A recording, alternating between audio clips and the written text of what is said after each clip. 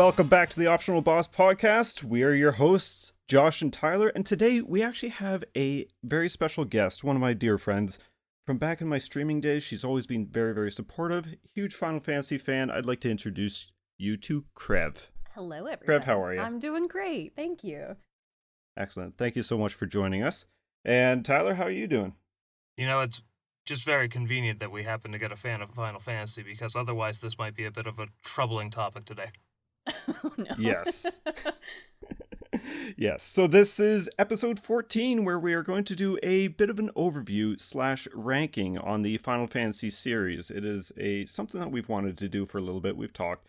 Now, again, and I feel like we're saying this a lot lately, I haven't played all of them, and I don't think Tyler has played all of them, but we both have a good amount of knowledge of them. And Crev, being a fan herself, you haven't played them all, but you know a decent amount about especially the later ones. Yeah, right? I would say I've got most of them. The only ones that I never really got a chance to play were probably about 3, 4, and 5. The entire rest of the service I've played, not including the additional games, like 13 additional games and the 10 additional games. I've only played basically the basic line ones. Oh, okay. That works out perfectly, because we are strictly tackling just the single number, not with hyphen other number attached today. That would be a So little that means you guys are complicated. skipping one of the best Final Fantasy games ever, Final Fantasy Tactics. Yes. That was actually kind of tricky with this one, because there's so much good beyond just the core Final Fantasy titles, and doing just a personal top 10, it would be just a mixed bag of a whole bunch of stuff. So I guess we just kind of figured today we'll keep it concise for the actual Final Fantasies, but we can definitely spice it up with a little bit of fondness for. Well, right now, I know myself, I've still been playing the heck out of Final Fantasy Theater Rhythm because it's so good. Me too. It's so cute. It's fantastic, and it has absorbed all my free time, and I do feel a little bad. Maybe I'd actually be a little more prepared for this episode if I wasn't playing it. Or are you the best prepared you can be because you've been playing it? Now you have all the music in your head already. I'm learning the soundtrack very well. I don't know about you two, but when it comes to the ranking side of this discussion here, honestly, you could really look at my opinion as best Final Fantasy soundtracks in my mind. Yeah, so. It's hard because I love some of the soundtracks of the games that I hate. So, right? It's very, very, very kind of hot and cold with me for that. Yep.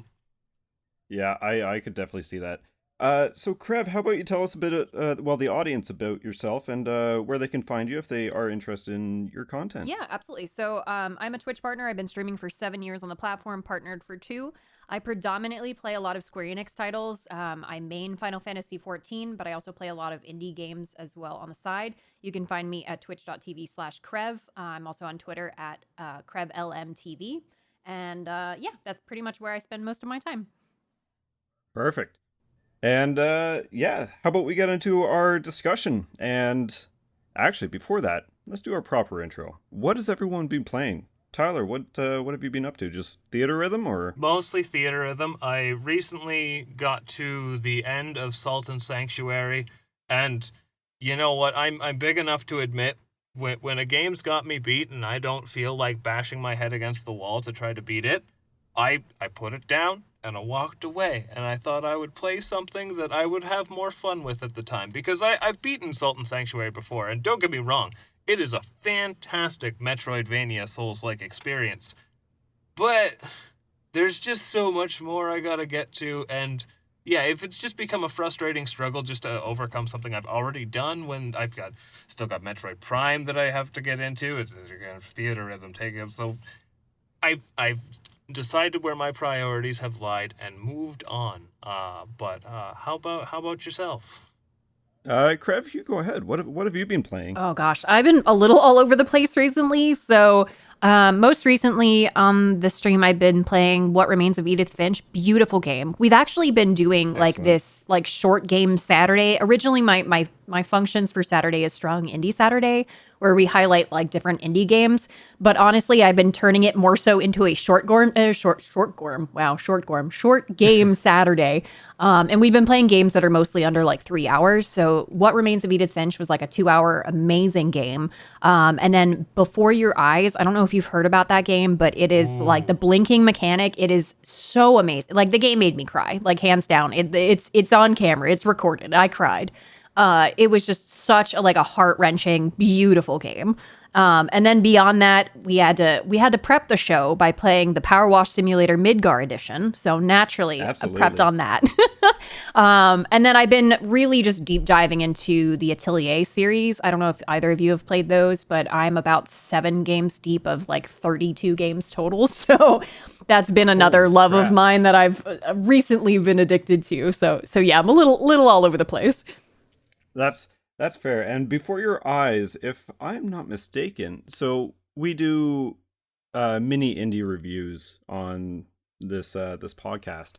And when it came to doing our Bossies episode, Before Your Eyes was actually my Mindy of the year.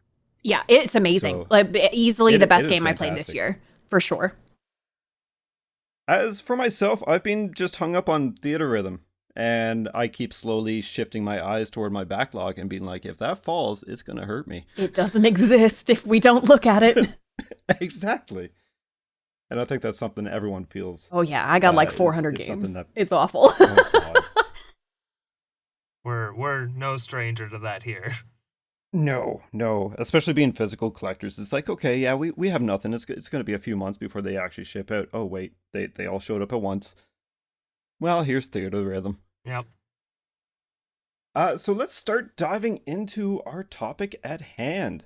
And Final Fantasy has been around for quite a while now. And I don't actually have the date for the first one released. Actually, I believe it was 35 years ago, date, but if I remember correctly. I don't remember the exact date off of it, but I want to say it's 35 years. So the first one came out in Japan in 1987, and we got it here in the West, in North America, come 1990. So 3 years after the initial launch of it.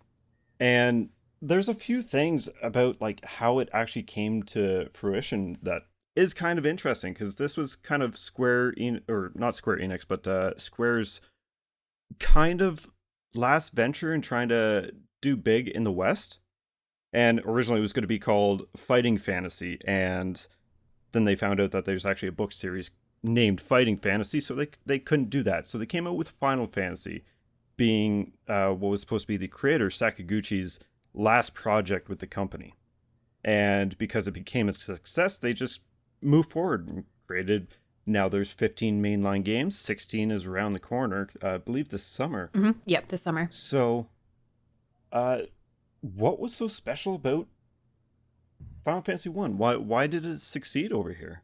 I think it was just different, to be honest. Like, it was very much different. It was very different with the party based. Like I grew up on an Atari and a Commodore. Like we had that rocking in my living room when I lived in New York, and we had Pitfall and Duck Hunt and Super Nintendo games. And this was like just different. It was very different. And I actually didn't play it until much later. My older siblings, my older sister and my older brother, had played it quite a bit. And I would just watch them because I was really young. I mean, I was not even 1 year old when the game came out in the West. Yep. So it definitely was not a game I could just like jump in and play. So I grew up a lot watching them play a lot of the earlier titles. And there was just something about it. There was an intriguing story. It was a different type of gameplay. And I think it did a lot. And even just the music, with it being obviously simplistic style music compared to what we have now, it was just different and exciting. And correct me if I'm wrong, I always want to call it Dragon Quest. I think that's its proper name. But Dragon Warrior, as it was known in North America. Tyler, do I have that right? I think it was Dragon Quest for us, wasn't it? It started as Dragon Warrior, and I want to say... it's kind of a weird Final Fantasy situation where a couple of them, like I think 4 and 5 for Super Nintendo, never came here. We got up to 3, I believe. But yeah, I think it wasn't until Dragon Quest 8 that it actually started being called Dragon Quest here. It's almost a similar situation to the Final Fantasy's numbering conventions. They have a weird amount of parallels when it comes to their history. Yes. So Dragon Warrior was always like almost a first-person view where when Final Fantasy came out, like you actually saw your party members. You could select your party of 4, which for some reason could only be named 4 letters. So my name would fit perfectly. Same. Oh yeah. For me, my yeah. first name's Lisa, so it always worked out well for me. We'd be losing That an would E or something for me. Tiller. Tiller. And just being the first, like there's the iconic Black Mage that personally I find almost a symbol of the earlier Final Fantasy games with the orange hat, the blue. Mm-hmm. It's what blue people think cape. of when you think of Final Fantasy. Yeah. Even today, And like I feel like even today, people still like you can find like little merch stores and little trinket shops that have that Black Mage, and people are like Final Fantasy, like, and we're looking at Final Fantasy 16 with like 3D beautiful graphics, but no, it's that 2D pixel Black Mage that sends us. Yep. That's still what we think about. Well, and It retro stuff sticks with you. that's why we're here. Yep. And Final Fantasy 1 obviously brought in the prelude that Yes. they still use in some forms Yeah. in different mannerisms. And the airship, which was very prevalent in a lot of the Final Fantasy games. And Sid. So it was a very strong baseline. Mm-hmm. Yeah, they definitely use that as a template going forward, and obviously adapted it to modern times. Plus, you can't forget Sid. We have Sid in every Final Fantasy game. So, and even the Except for additional. Final Fantasy 1. That's Yeah. right. Oh my gosh. Wait, are you No, sure? he came in 2. He started in 2. Did They he might really? have retroactively put him in some of the re-releases as like kind of a cheeky nod, but yeah, I don't believe Oh, he that's was possible. in the original in any shape or form. No, I don't believe he was. I'm gonna pretty have to sure look who's, this up while we're chatting. introduced him to- Yes, do it. If we're No, wrong, you're call us right. out Wait, on hang it. on. feel So like it's Final 3. Fantasy VII Remake. So he hasn't been obviously introduced in the remake, which I think is kind of unfair because he is in Final Fantasy VII. And Final Fantasy 1 are the only games where Sid does not appear. Ah, Okay. So you're right. Interesting. I learned something new today. yeah. Perfect. We're doing things. So we had Final Fantasy 1 on the NES. And obviously the first Final Fantasy is going to be the first one that we've played. Where would you guys put it in a ranking out of the mainline games, out of the 15? Do you know? So from 1 to 15, I would have the very first. This is a very interesting way to start. Right at 7. 7 as in Yeah, best, or I- 7 as in like almost worst? So I would put 1 as best. One yeah, is best, one okay. being the best. So my 7th. So pretty much smack dab in the middle. And the reason for this is like I really like the original Final Fantasy. I've played it at least like in its original NES form, more so on the Game Boy Advance. I really liked that version. But it's one of those games that I think just because I've had access to the rest of the series, it's a novelty at this point for Yeah. me personally. That doesn't make it bad in any way. It's a lot of fun to come up with really interesting party compositions, but it's not the first one on my mind to like pick up and go with. Yeah. Now, I guess a follow-up question here. Are we counting Final Fantasy VII and Final Fantasy VII Remake as 2 separate games or 1? I would say Yeah, because that would make it out of Your 16 rather than impression out of of 15. But like the game discussion is like the Final Fantasy VII original, but that Okay, doesn't cool. mean that the remake can't make you like it more. Okay. Yeah. So well, I'm that's saying fair. either way, Final Fantasy VII and Final Fantasy VII Remake are in the same place for me. So I was mostly just curious because I would say if they counted as 2 separate games, mine would also be number 7 for Final Fantasy 1. Otherwise, it would be it would be my 6th one for that. So with Final Fantasy 1 being my first proper RPG, I'm going to rank it actually lower than you guys. I'm going to be putting it at number 12. Weird. Interesting. Yeah. So with that, obviously we had Final Fantasy 2, which we never got over here in the West. And it was on the Famicom only for the longest time until we finally got a release in the Final Fantasy Origins Collection for PlayStation 1. Now this came out a year after the original in Japan, which let's be honest, a year in development for a game is pretty good, especially by today's standards, I suppose. And it introduced a few different things, and it had some shortcomings, but a few things that it created as some staples is, again, we have Sid. Sid was introduced. The whole Dragoon class has been introduced. The Ultima spell. And Chocobos. The most iconic thing of the whole franchise. Yeah. So, I mean, it added a lot, but I also know that it's not very appreciated because it has some downfalls. Like the whole leveling thing, you didn't so much gain experience from battles. You had to level up different attributes. So, say if you wanted to raise your HP, you had to take damage and keep that damage. Like you couldn't heal up your party, and then at the end of the battle, you have a chance of leveling that your HP up. Which that would be quite grindy. Yeah, I think I never played it either, so I'm going to preface my full discussion on that. I've seen it played, but that was a major turnoff for me. So that's kind of why I ranked the game much lower for that one. And obviously a lot of it would maybe change if I played the game, but as of right now, as it stands, as not playing it, but seeing it played, I would say mine's pretty low. I think that's probably pretty fair. How about yourself, Tyler? So, Josh, you have not played this either, right? I have not. Okay, so of the three of us, I am the only one to play this game to completion, which I believe I would have done on the Game Boy Advance remake, and I can fully admit that though I eventually grasped that it was different than your standard leveling system, at no point did I understand it. I would have been 10, 11, I don't know, whenever the Game Boy Advance was particularly relevant for me. And, like, I got through it, but it definitely didn't feel right. Like, for example, that you mentioned it introduced Ultima, and Ultima is, like, a big plot point in the game, but I had not actually worked on my magic, so once I got Ultima, the thing they hyped up for so long, and it did 40 damage, I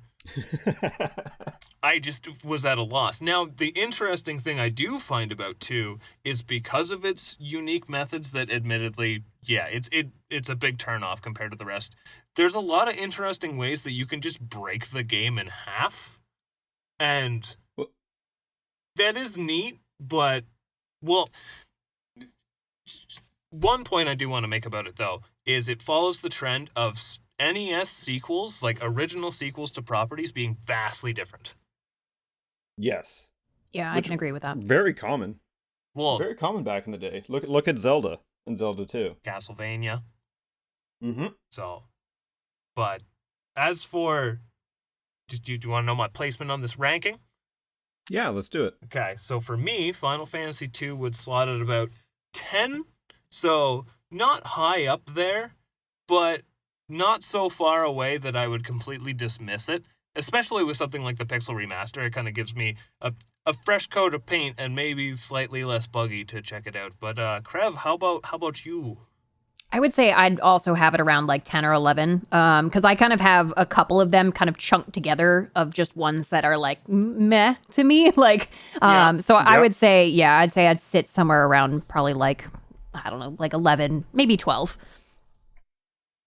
So for myself, I actually have at rank 11, which is just one step above my Final Fantasy 1, to be honest. And I think that's more because I haven't played it, and I'm patiently waiting for I'm hoping to get a physical copy of the Pixel Remaster, because I'm going to be going through a lot of the earlier ones that I have missed out on.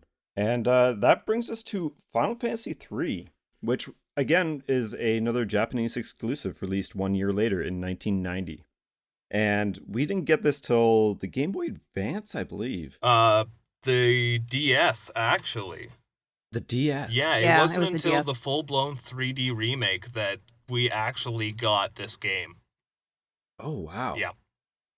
That's kind of sad. Yeah, I think actually. 2006 is when the DS version launched. And actually, since then, except for, like, the world of ROMs, this game was available in a translated form for sure, but we didn't actually get, like, a proper retro-style release of this game until the Pixel Remasters. You're kidding me. No, that's maybe mobile versions, but I'm not gonna guarantee that. But this game did some pretty staple things for the franchise. It did. This is the first one with jobs as they were calling them, essentially the classes, right? Yep. Yeah. And I just have to laugh where a lot of these, granted I haven't played, but I've seen a lot about, and just the fact that you have multiple airships and how you end up losing some of them is just hilarious. Yeah. Example is the first one you get. It's like there's a boulder in the way. Let's just crash the airship into it. That's the logical thing to do there. Exactly. Yep. And just their little animation where they're spinning like they're dizzy. It's like, no, you'd technically be dead, but okay. Video games. Love them. Yeah. And this one also introduced like multiple world maps, because you like start off on a floating island, and then once you get your first airship and you get out, you realize that it's just a small floating island in the sky, and this massive overworld just appears. And then later on, you can actually enter underwater with I think it's your third or fourth airship that you get in the game. So it's very strange. But the big talking point is the jobs. And the fact that, now I forget, Tyler, could you explain the jobs a bit? Can you level up your characters in this one, or is it you level up the jobs? You level up your characters in this one, and I believe you also... There's a form of experience for the jobs. I don't know if it's specifically in levels or maybe portrayed in ranks. I know between its releases, it's kind of been tweaked a bit, but the jobs were the identity of the game, so much so that it would actually punish you for swapping them around. So like, let's say you wanted to become like a fighter, and then like a couple battles in you weren't sure about it and you wanted to switch to a black mage. There would actually be a penalty involved for switching it too quickly. So like, there's a lot that has to be taken into account with it. But again, it's so cool that it granted such a strong level of customization before. Like, the first game had what, 6 classes? Yes, 6. Yeah. Yeah, I think And so. I don't know the amount in 3 off the top of my head, but just the amount of customization is wild, right? Yes. Now, I do know that it was also a bit of a detriment on how they designed the game around the jobs, because there was particular jobs that would gatekeep you from progressing, and then there were some bosses that if you didn't have a particular job, you just flat out wipe your party. There is a spot specifically in the middle that you are locked into an area, and yeah, only I think dragoons can beat the boss, and it is pretty much like, if you didn't prepare, and how are you going to know? It's the first, like, a lot happens in a Final Fantasy game. You will soft lock yourself. Mm-hmm. Yes. So I've done that in so many Final Fantasy games, let's be real. Oh no. on the topic, though, we'll get to 8. Yeah.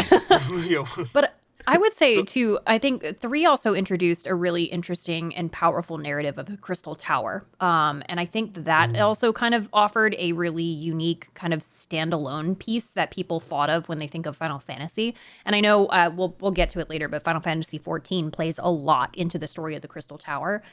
So I think it also offered like Cloud of Darkness and Xande, I think is how it's pronounced. So like, I think it had a really unique way that kind of redeemed itself after 2. And I think that's why I more so leaned with it just a little bit higher, personally, than the last one. Yeah, absolutely. Like, I know this is... So, quite a few episodes ago, Tyler has tasked me with playing either Final Fantasy 3 or Final Fantasy 5, I believe. Yeah.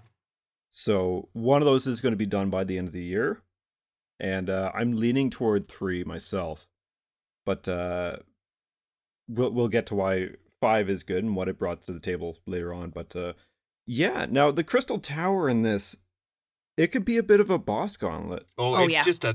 just a brutal dungeon in general. I think there's it's like rough. 2 save points throughout the whole thing, one of them being at the start, maybe. That sounds that right, would but be a it's been a little long time. Yeah. Yes. Yeah, My memory isn't so- what it used to be. It's big, everything hits hard. It's kind of...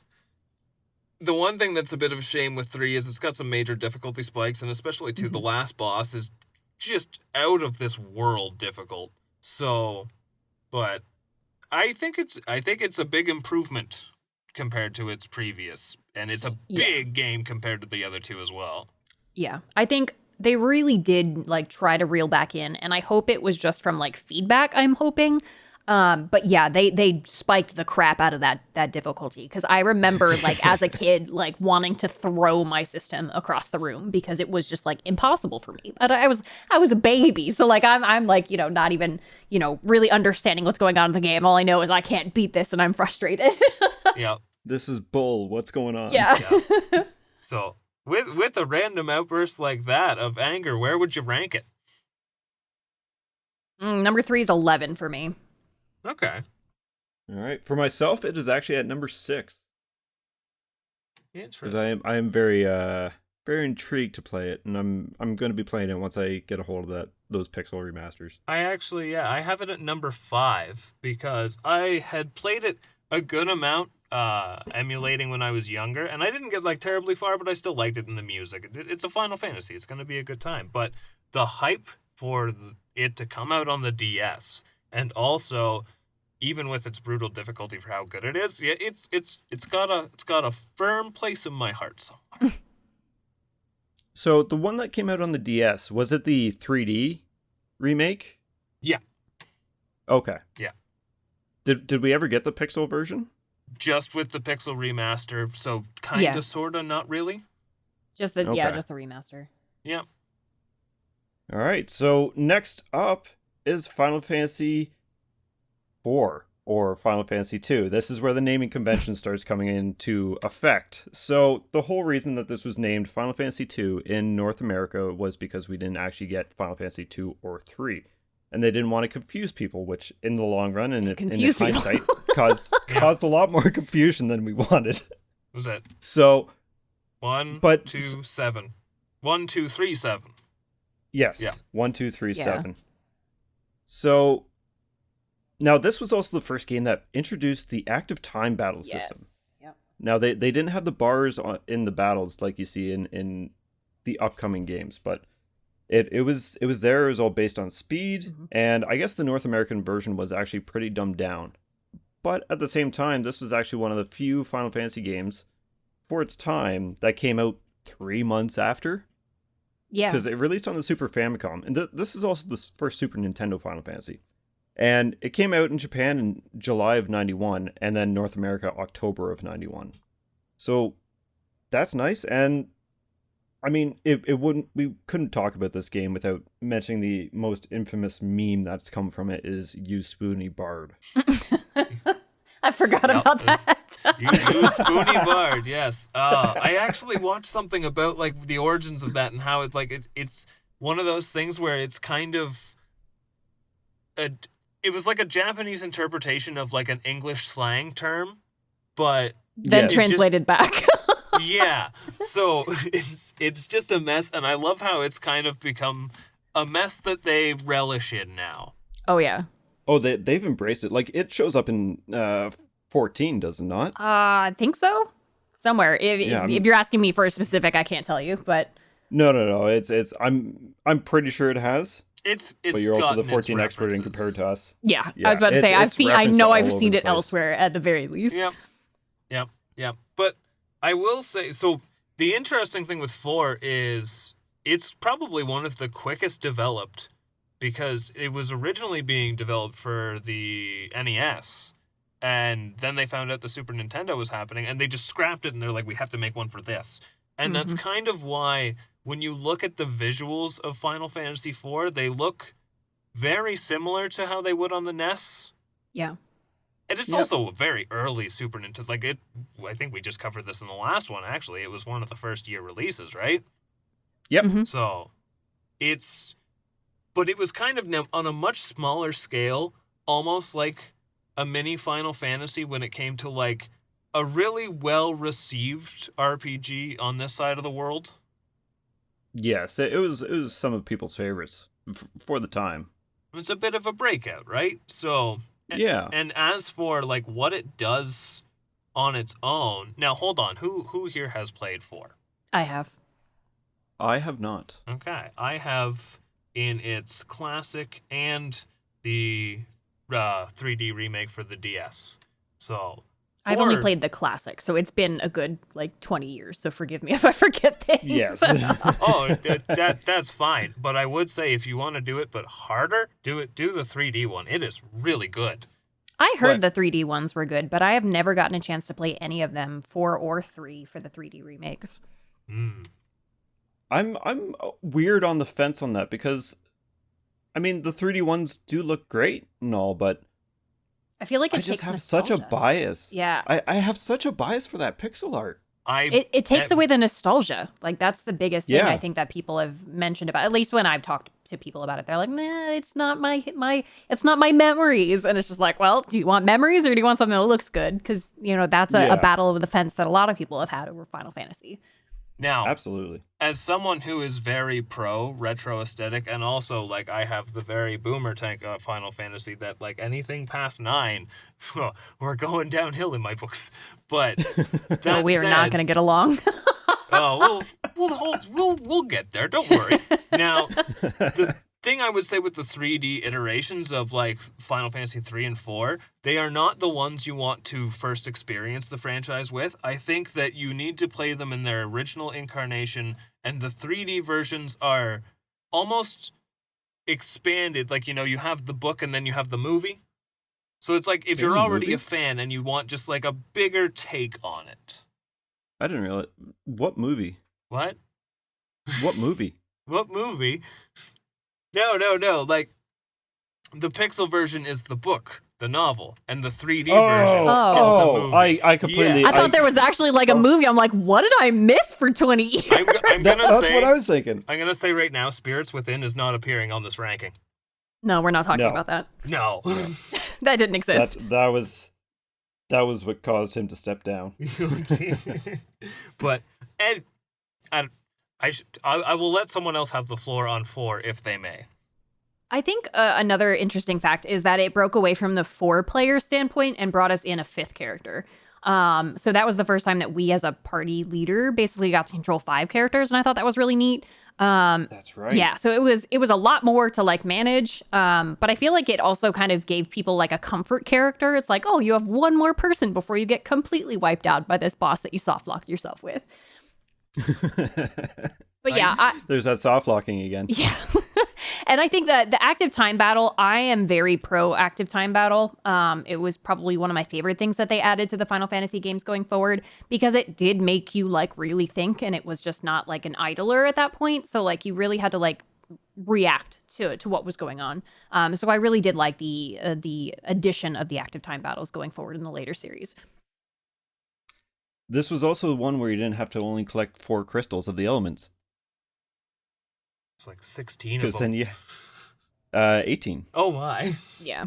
Yeah. There's a lot. 18 crystals. Yep. Because you had the original 4 crystals of light of the elements, and then 4 dark, and then you end up going to the moon, which had their own set of light and dark crystals, and then there was one on the ship, and then you get given one near the end.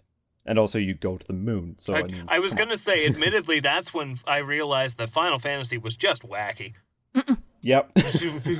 we have to go where? To the moon! Yeah, so it... Also, So was it the only one to ever have 5 party members? Ooh, that's a good question. I think it was. 6 was... I think so, yeah. I don't remember 5, but I remember 6 was 4. Yeah. 7 was 3. 3, 8 4. was 3. Yeah, I think it was the only one with 5, to be honest. Neat. That the player controlled anyways. I was Yeah, gonna make yeah, a not joke including about it. guest In players. 14, you can have like over 20, so...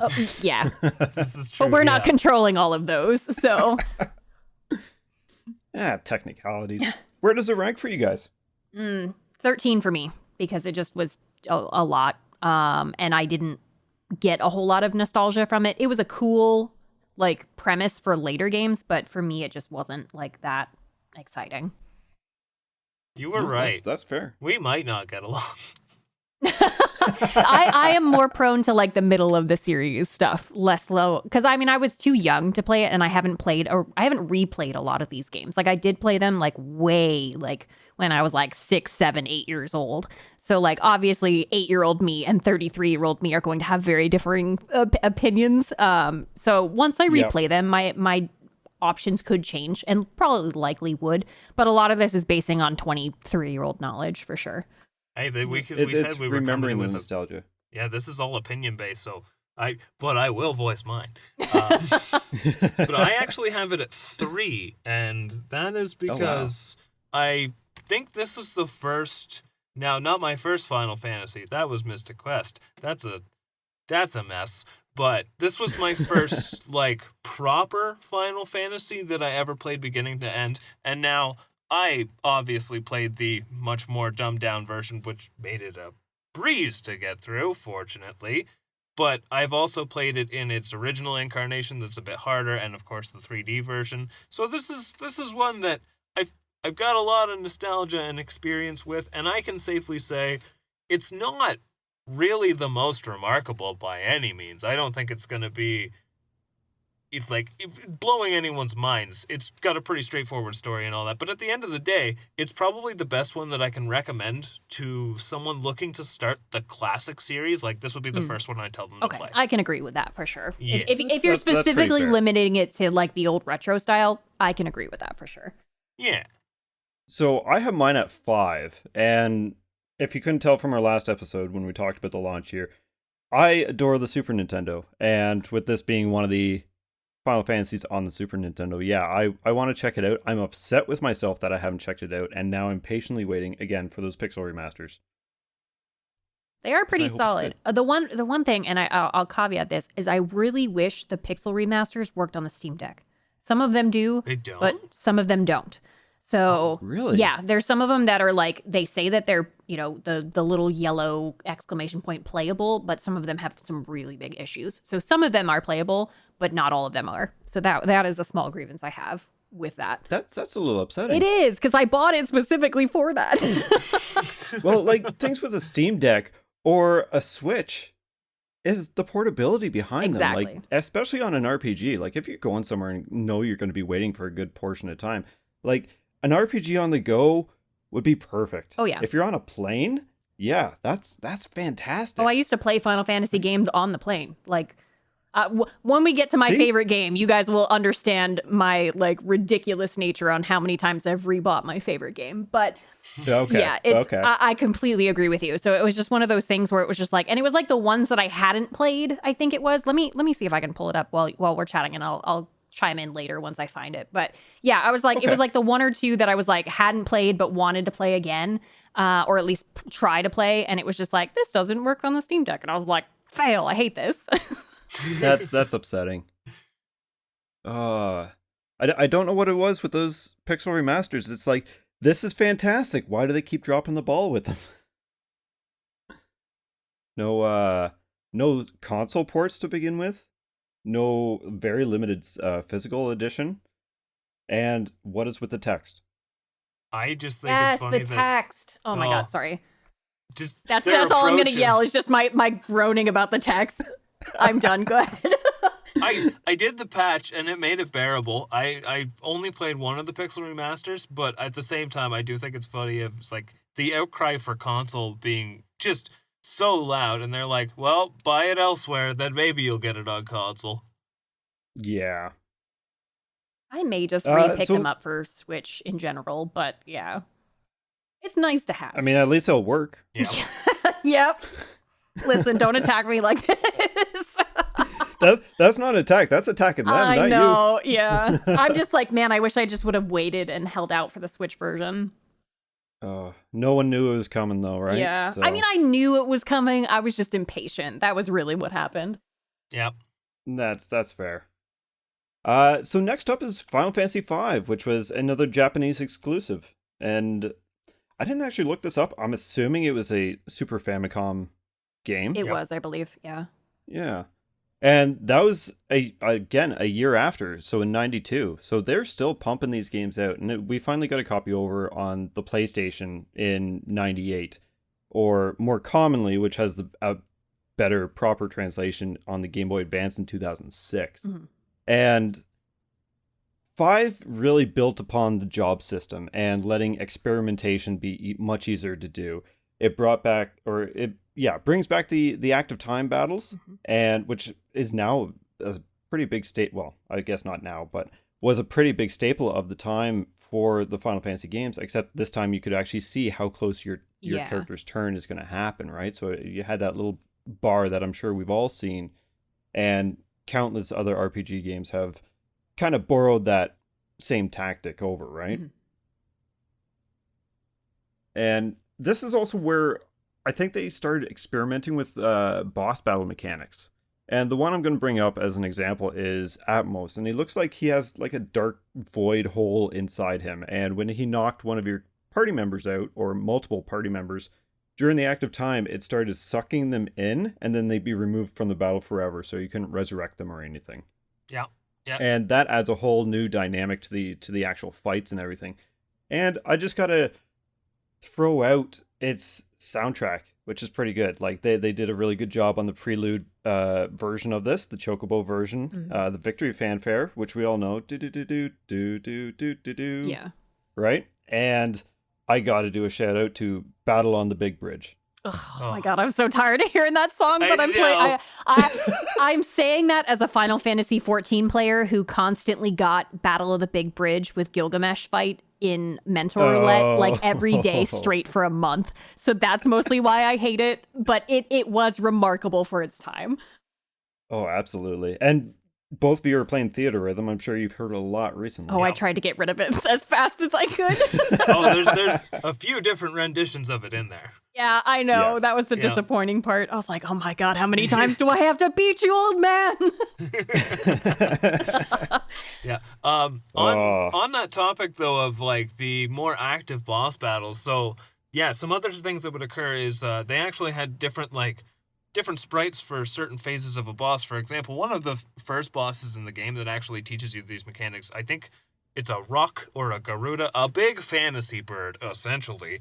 And in just the main can take damage form, it'll just have its wings up, and then eventually it will close its wings, and then it will prevent some damage. And a lot of bosses will have these visual tells to invulnerability or counterattacks or something.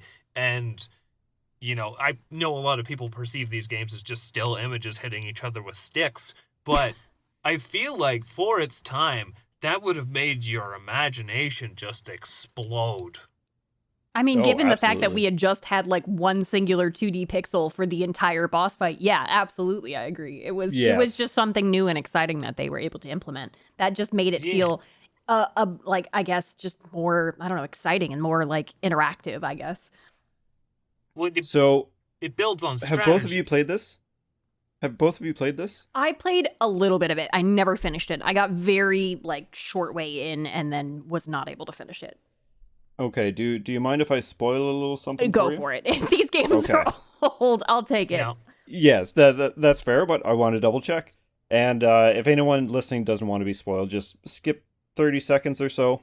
I just want to bring up the fun fact that the last boss is kind of like a reverse Mana Tree situation from the Mana series, where like the crystal shatters because people harness the power of it too much. So kind of like the Mana Tree starts dying. But Exdeath is like the physical embodiment of the ancient tree, and then starts attacking instead of trying to resurrect it, right? That's all I could think about when thinking about the whole fact that it turns out to be a giant tree. Man, let's talk about giant tree bosses for a second. I'm looking at you, Final Fantasy 9. I was just gonna say it's Wispy Wood's revenge. The plot of Final Fantasy V is probably one of the things I like about it the least, because I also have never beaten this game, yet I have gotten so close to the end so many times. Like, I've probably picked this game up at least 3 or 4 times. Literally, the last time I dropped it was in the final dungeon, and I don't know, I just eventually don't care. But the job system is so much fun with how much tweaking and customization, because you can almost like combine different traits from other jobs and all that. It has so much room for just player expression. And even though I'm not wild about the plot, I will say Final Fantasy V at its core, it's like adventure is its theme, and adventure is what it succeeds in. Yeah, I'd say that's a pretty good summary of it. Hop on your bird and go fight God. Man, I need to revisit this game. I don't remember that part. It's a common theme in these games. Okay, maybe 5's moving up my list now. Yeah, Now that it's turning into like a quasi Shin Megami Tensei game. I think this is mostly turning sit? into what I do remember and what I don't remember, and now I'm being re-encouraged to play it, because this one was relatively lower on mine. This was number 8 for me, but that was because I never finished it because the plot just didn't grab me. So one thing that we've seemed to have done for people is anytime that we bring up games and talk about certain games, we seem to be getting a lot of people saying, "Oh, I got to play that now. I got to revisit that and actually finish it," and things like that. So I mean, you've heard it here first. It's happening live right now. So sorry, where's your guys' rankings? 8 for me. 8? Yeah, I have it at 6. It's good. Out of the retro ones, it's probably one of my lesser favorites, though. Fair enough. And that's actually really funny because I have it at 7. So Go, 6, 7, go. and 8. All right. So the next one is, again, another naming convention here, or numerical convention. It's Final Fantasy VI, also known as Final Fantasy III in North America. But we'll just call it as Final Fantasy VI. This one had a lot of characters. And yes, I think I know where this ranks for Tyler, but Tyler, I'm going to give you the reins because yeah. Don't do that. I don't know if I could stop myself. Okay, well I'm just going to say green-haired Terra is the only Terra. Yeah, There are other I do Terras? not like the blonde. I've never seen the... Oh, never mind. Sorry. The blonde It's is in the theater, original artwork. Yeah. But everyone's blonde with Amano's artwork, so... No, 6 is... Easily its strongest point is the fact that it has... So up until this point, Final Fantasy has been pretty straightforward, high fantasy. Sometimes they'll throw in some interesting things, like the more technical things, like the Flying Fortress of Final Fantasy 1 or 5. But it's always like a mysterious ancient tech kind of thing, and everything else is all castles and knights and what have you. As where 6 is the first one to kind of take it into... Give us a giant walking tank? Well, there's that, yes. There's a lot of wonderful things like that in 6. But a pseudo-modern kind of take, right? You had not so much kingdoms, but governments, and small villages with industry and whatnot, but also magic, and Moogles, and Sasquatch. It's... The whole game is a play. It's basically Super Mario Bros. 3. The music is one of the best things. Oh my god, the to music. happen. Hard agree. Yeah. Yeah. And I can also tell you're really trying to hold back. I'm trying so hard to hold back. It's so good. No, I will agree with you. I'll sing the praises of 6. I listen to like 6 remixes and 6 original on my Spotify all the time. That's why my Wrapped every year looks like a Square Enix fangirl. It's definitely been up there. I don't know how many renditions of Dancing Mad I've heard in my life, but there's not enough. Have you listened to the Final Fantasy 14 one? I have, yes. And as for what it did, like, gameplay original, I mean, it had a heavy emphasis on magic, but I think this one's more so just wearing its style on its sleeve.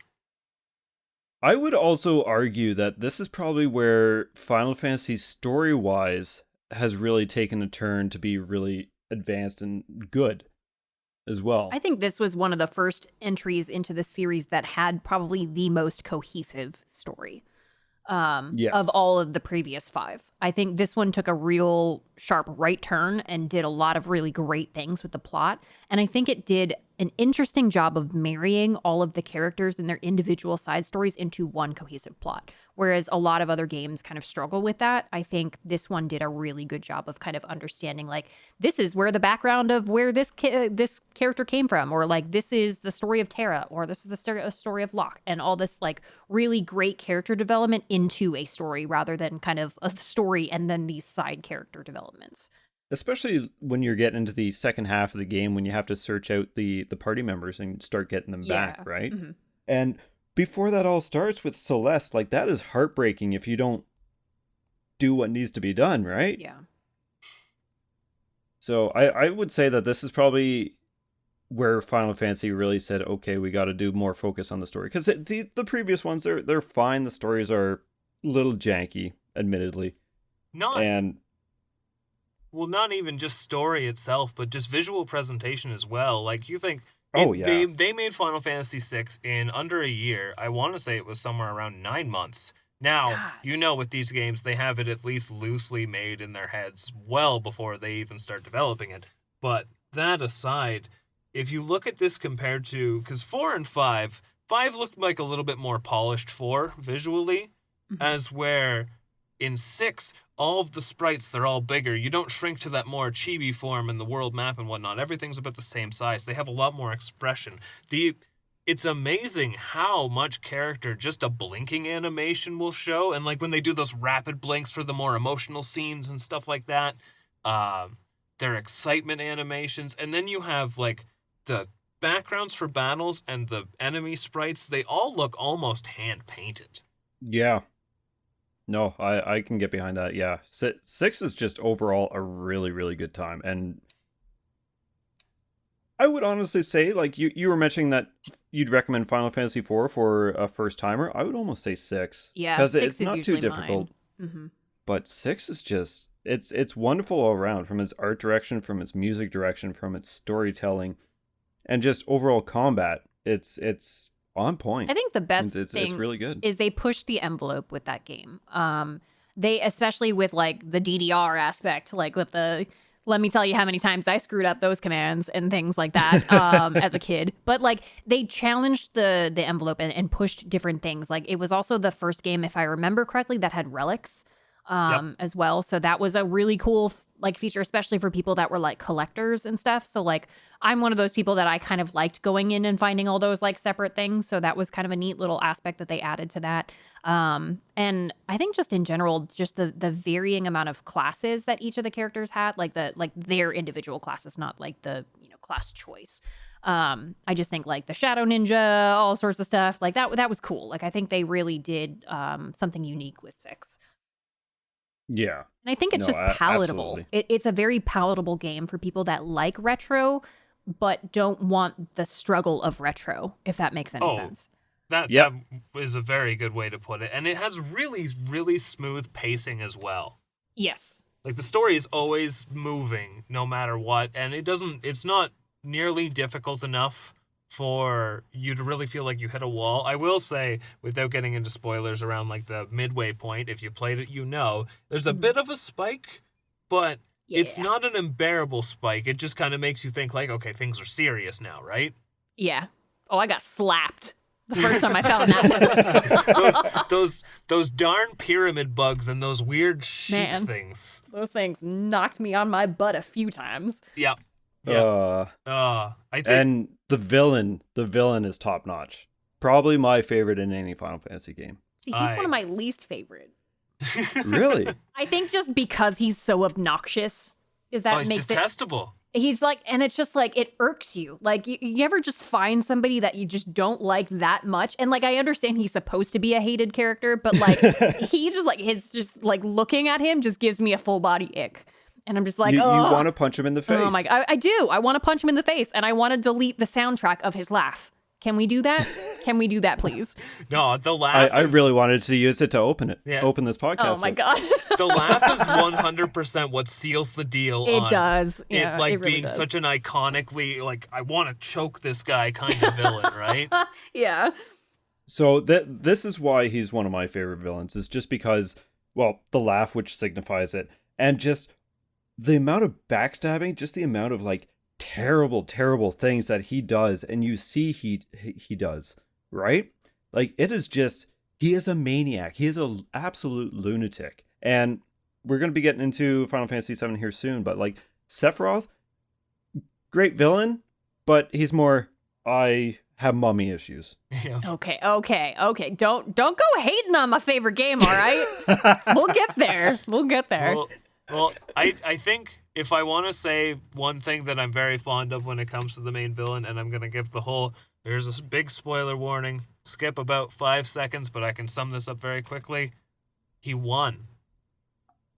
Yes. And that's why I think it's so cool. From a narrative perspective, it is like, oh. Anyway. No, absolutely. I can agree with that, yeah. If you really look at it. Yeah. No. Ranking. Yeah. Absolutely fantastic. Number Yeah. 5 for me. Is that the highest retro one for you so far? That's the highest retro. Yep. Admirable. I like it. All right. Mine is at number 2. S tier, number 1, going home with the gold. It's an admirable number 1. I can absolutely agree with that. Yes. For anyone No, that loves and prioritizes retro games, hard agree. I think it's my sister's favorite one too, from what I remember, because she played a lot of those like when it first came out. It's a work of art. I own it in almost every incarnation of it possible. Not an original cartridge. I don't have that kind of money, but close to that. But yeah. So you can appreciate the next game for me. Yeah. So next one up is Final Fantasy VII. Oh, my pride and joy. And I feel like Crev wants the floor, so it's all yours. Okay, let's talk about the fact that this was the first one in a 3D nature. Yes. Beautiful game. I loved those polygons from the second I laid eyes on them. I was like 8 years old when it came out, and it was the first game that I could actively play on my own. I remember we got it for Christmas with a PlayStation. Like with the PlayStation, it was like, that's my earliest memory of the PlayStation. It was actually gifted to my sister, my older sister. And I watched her play a little bit of it, but then I remember the scene, and I know it's been like 25 years, but the scene made me cry like a baby. And I immediately had to play through it myself. I didn't understand anything about the game. Like, I was 8 years old, over here promoting eco-terrorism and stuff like that. And I had no idea, but I was happy as a clam. The story just, like, completely, it turned everything else on its head. And I think the fact that, of the reasons why I really love Final Fantasy VII is the fact that the game is up for interpretation. There's a lot of different ideas of how you see Final Fantasy and how you feel about Final Fantasy VII. Yes. So yeah, that's my intro. I'm not going to steal the whole stage, so y'all can chime in too. So Final Fantasy VII and Final Fantasy VI, I see often interchanged with a lot of people being their favorite. Which one is going to be their favorite? And yeah, it really changed the theme of what Final Fantasy is. I guess we had the Espers in 6. Yeah. I was going to say this is the first one with the summons, but I No, guess... I think we had summons in 3. 5. Oh. That was 3? Did we have summons in 3? Yeah, there's a summon class.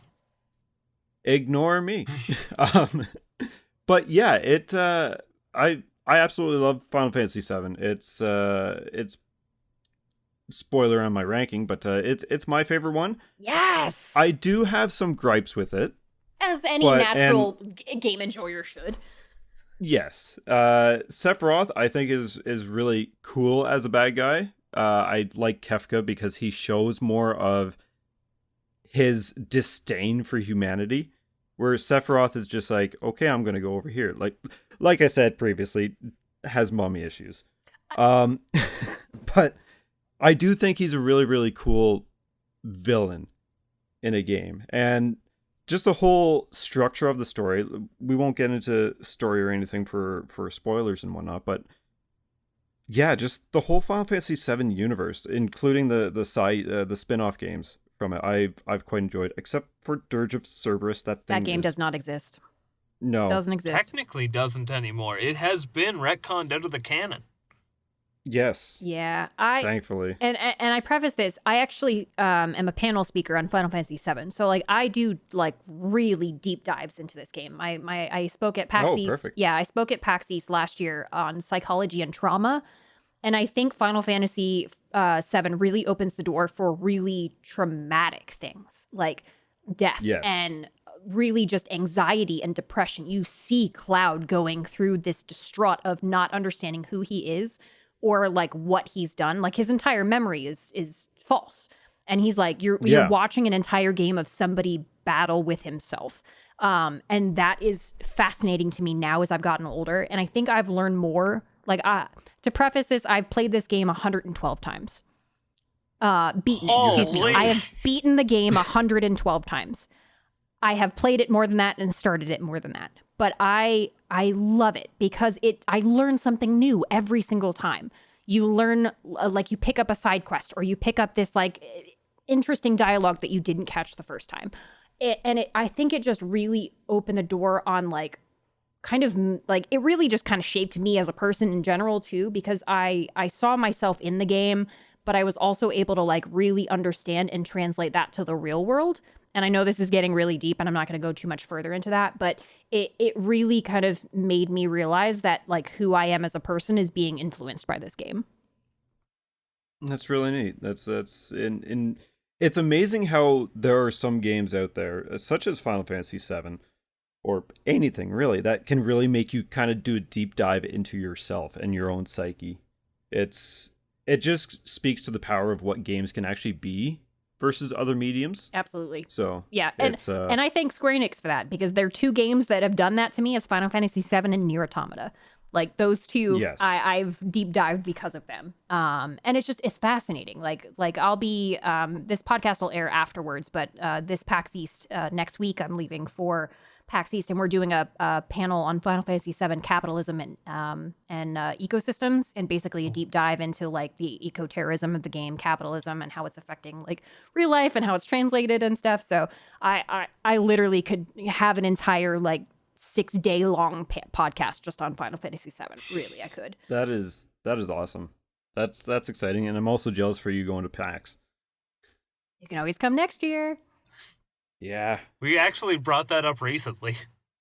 Yeah, we were talking about it. If yeah, down the road, you never know, because that would be awesome.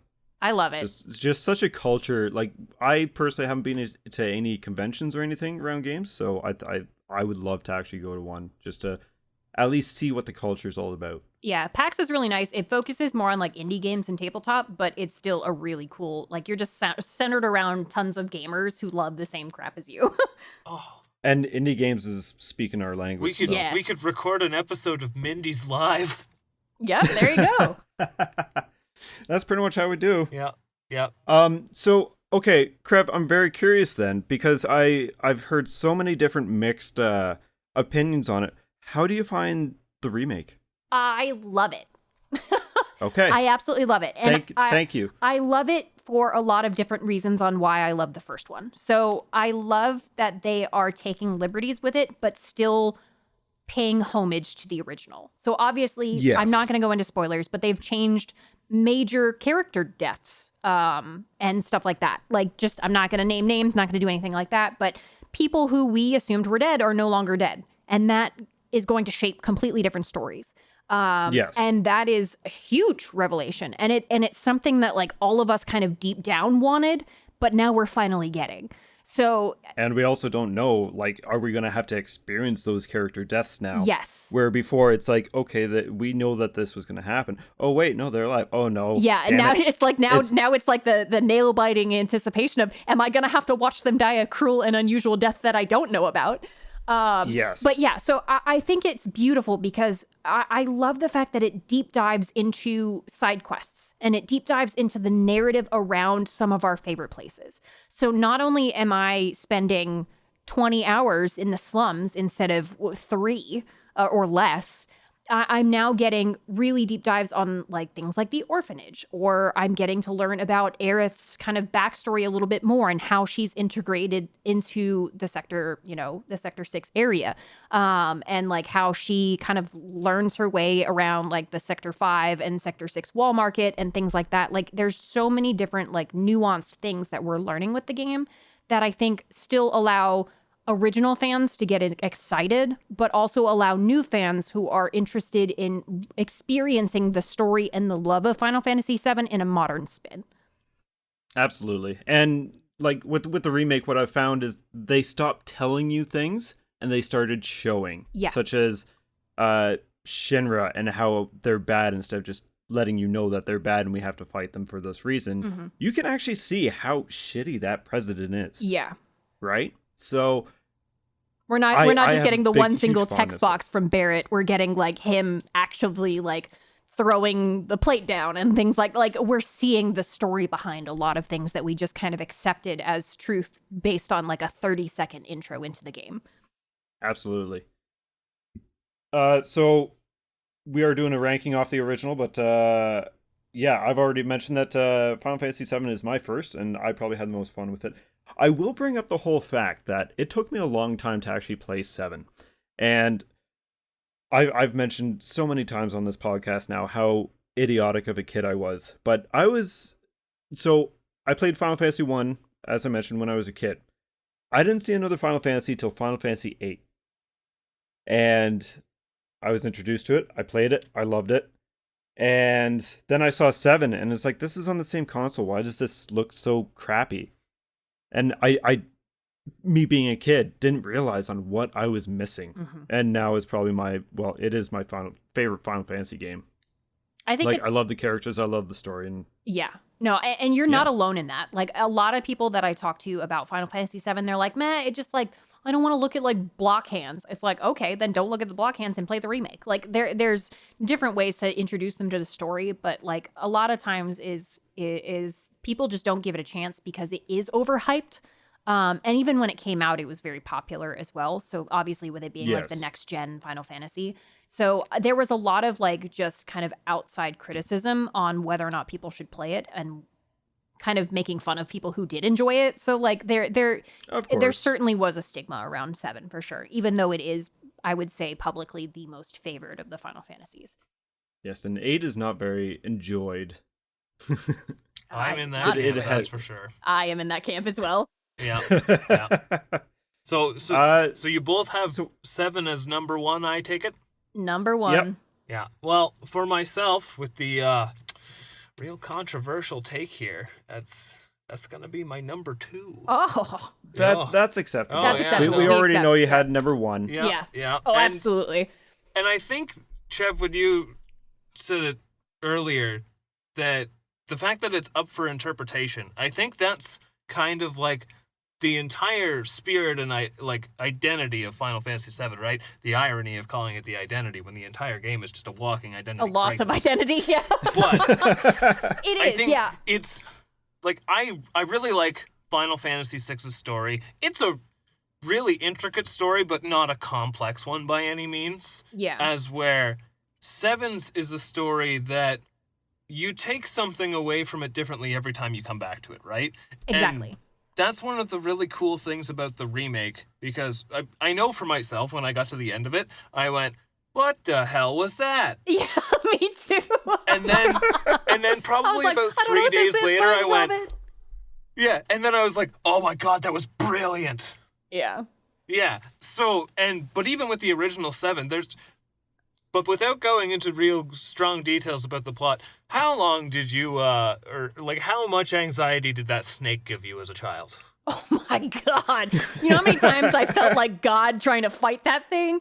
My Oh, Lord. easily. And Oh then my as God. an adult, you're just I going would- in to get, what is it, Trine? Is it Yes. Trine or Beta? I think it's Trine, if I remember correctly. Either way, it's just like, I'm going to break the early game in half. Yeah. Oh man. I just Yeah. oh God. Like I spent an embarrassingly amount of time trying to fight that thing at level, like at basic level when you first see it. And then like Yep. I'm just like, this is impossible. And then I realized like 5 times after I died that like obviously this was not something I should have fought. But again, I was 8 years old when this game came out, so Yeah, you gotta beat the 8-year-old boss. me thought, yeah, 8-year-old me was like, no, I am gonna win. Turns out it was, I'm right there with you. yeah, turns out it 'Cause was I just grinded. an optional boss. Yeah. Ah. Anyway. Oh. Yeah, I sat around just running around in the overworld grinding I and did grinding too. levels and just trying to beat that snake. And then it's like, this isn't working. Let's do another 10 more hours trying to grind to beat this thing. Fun fact, most of my playthrough time of my very first beginning was doing that exact same thing. And then grinding for the chuckbow, like, to get my first chuckbow and things like that, too. Oh dear. Yeah, that sounds about right. So next we got Final Fantasy 8. And this is Divisive. Throw it in It the is a trash. very divisive no, I'm game. kidding. Oh, she said it before me. I did not like 8. Okay, I will preface this by saying I played the original. My sister really enjoyed 8, and I remember playing it with her. She had it, so I borrowed her copy. I like aspects of 8, but I cannot stand the battle. The battle drove me insane. Triple Triad, though, That was Triad lit. is Like, that was lit. Like, the- if I take anything from 8, it's triple triad, because I play the it's crap the out of that in best 14. mini game. Yeah. Yep. So the story, redeemable.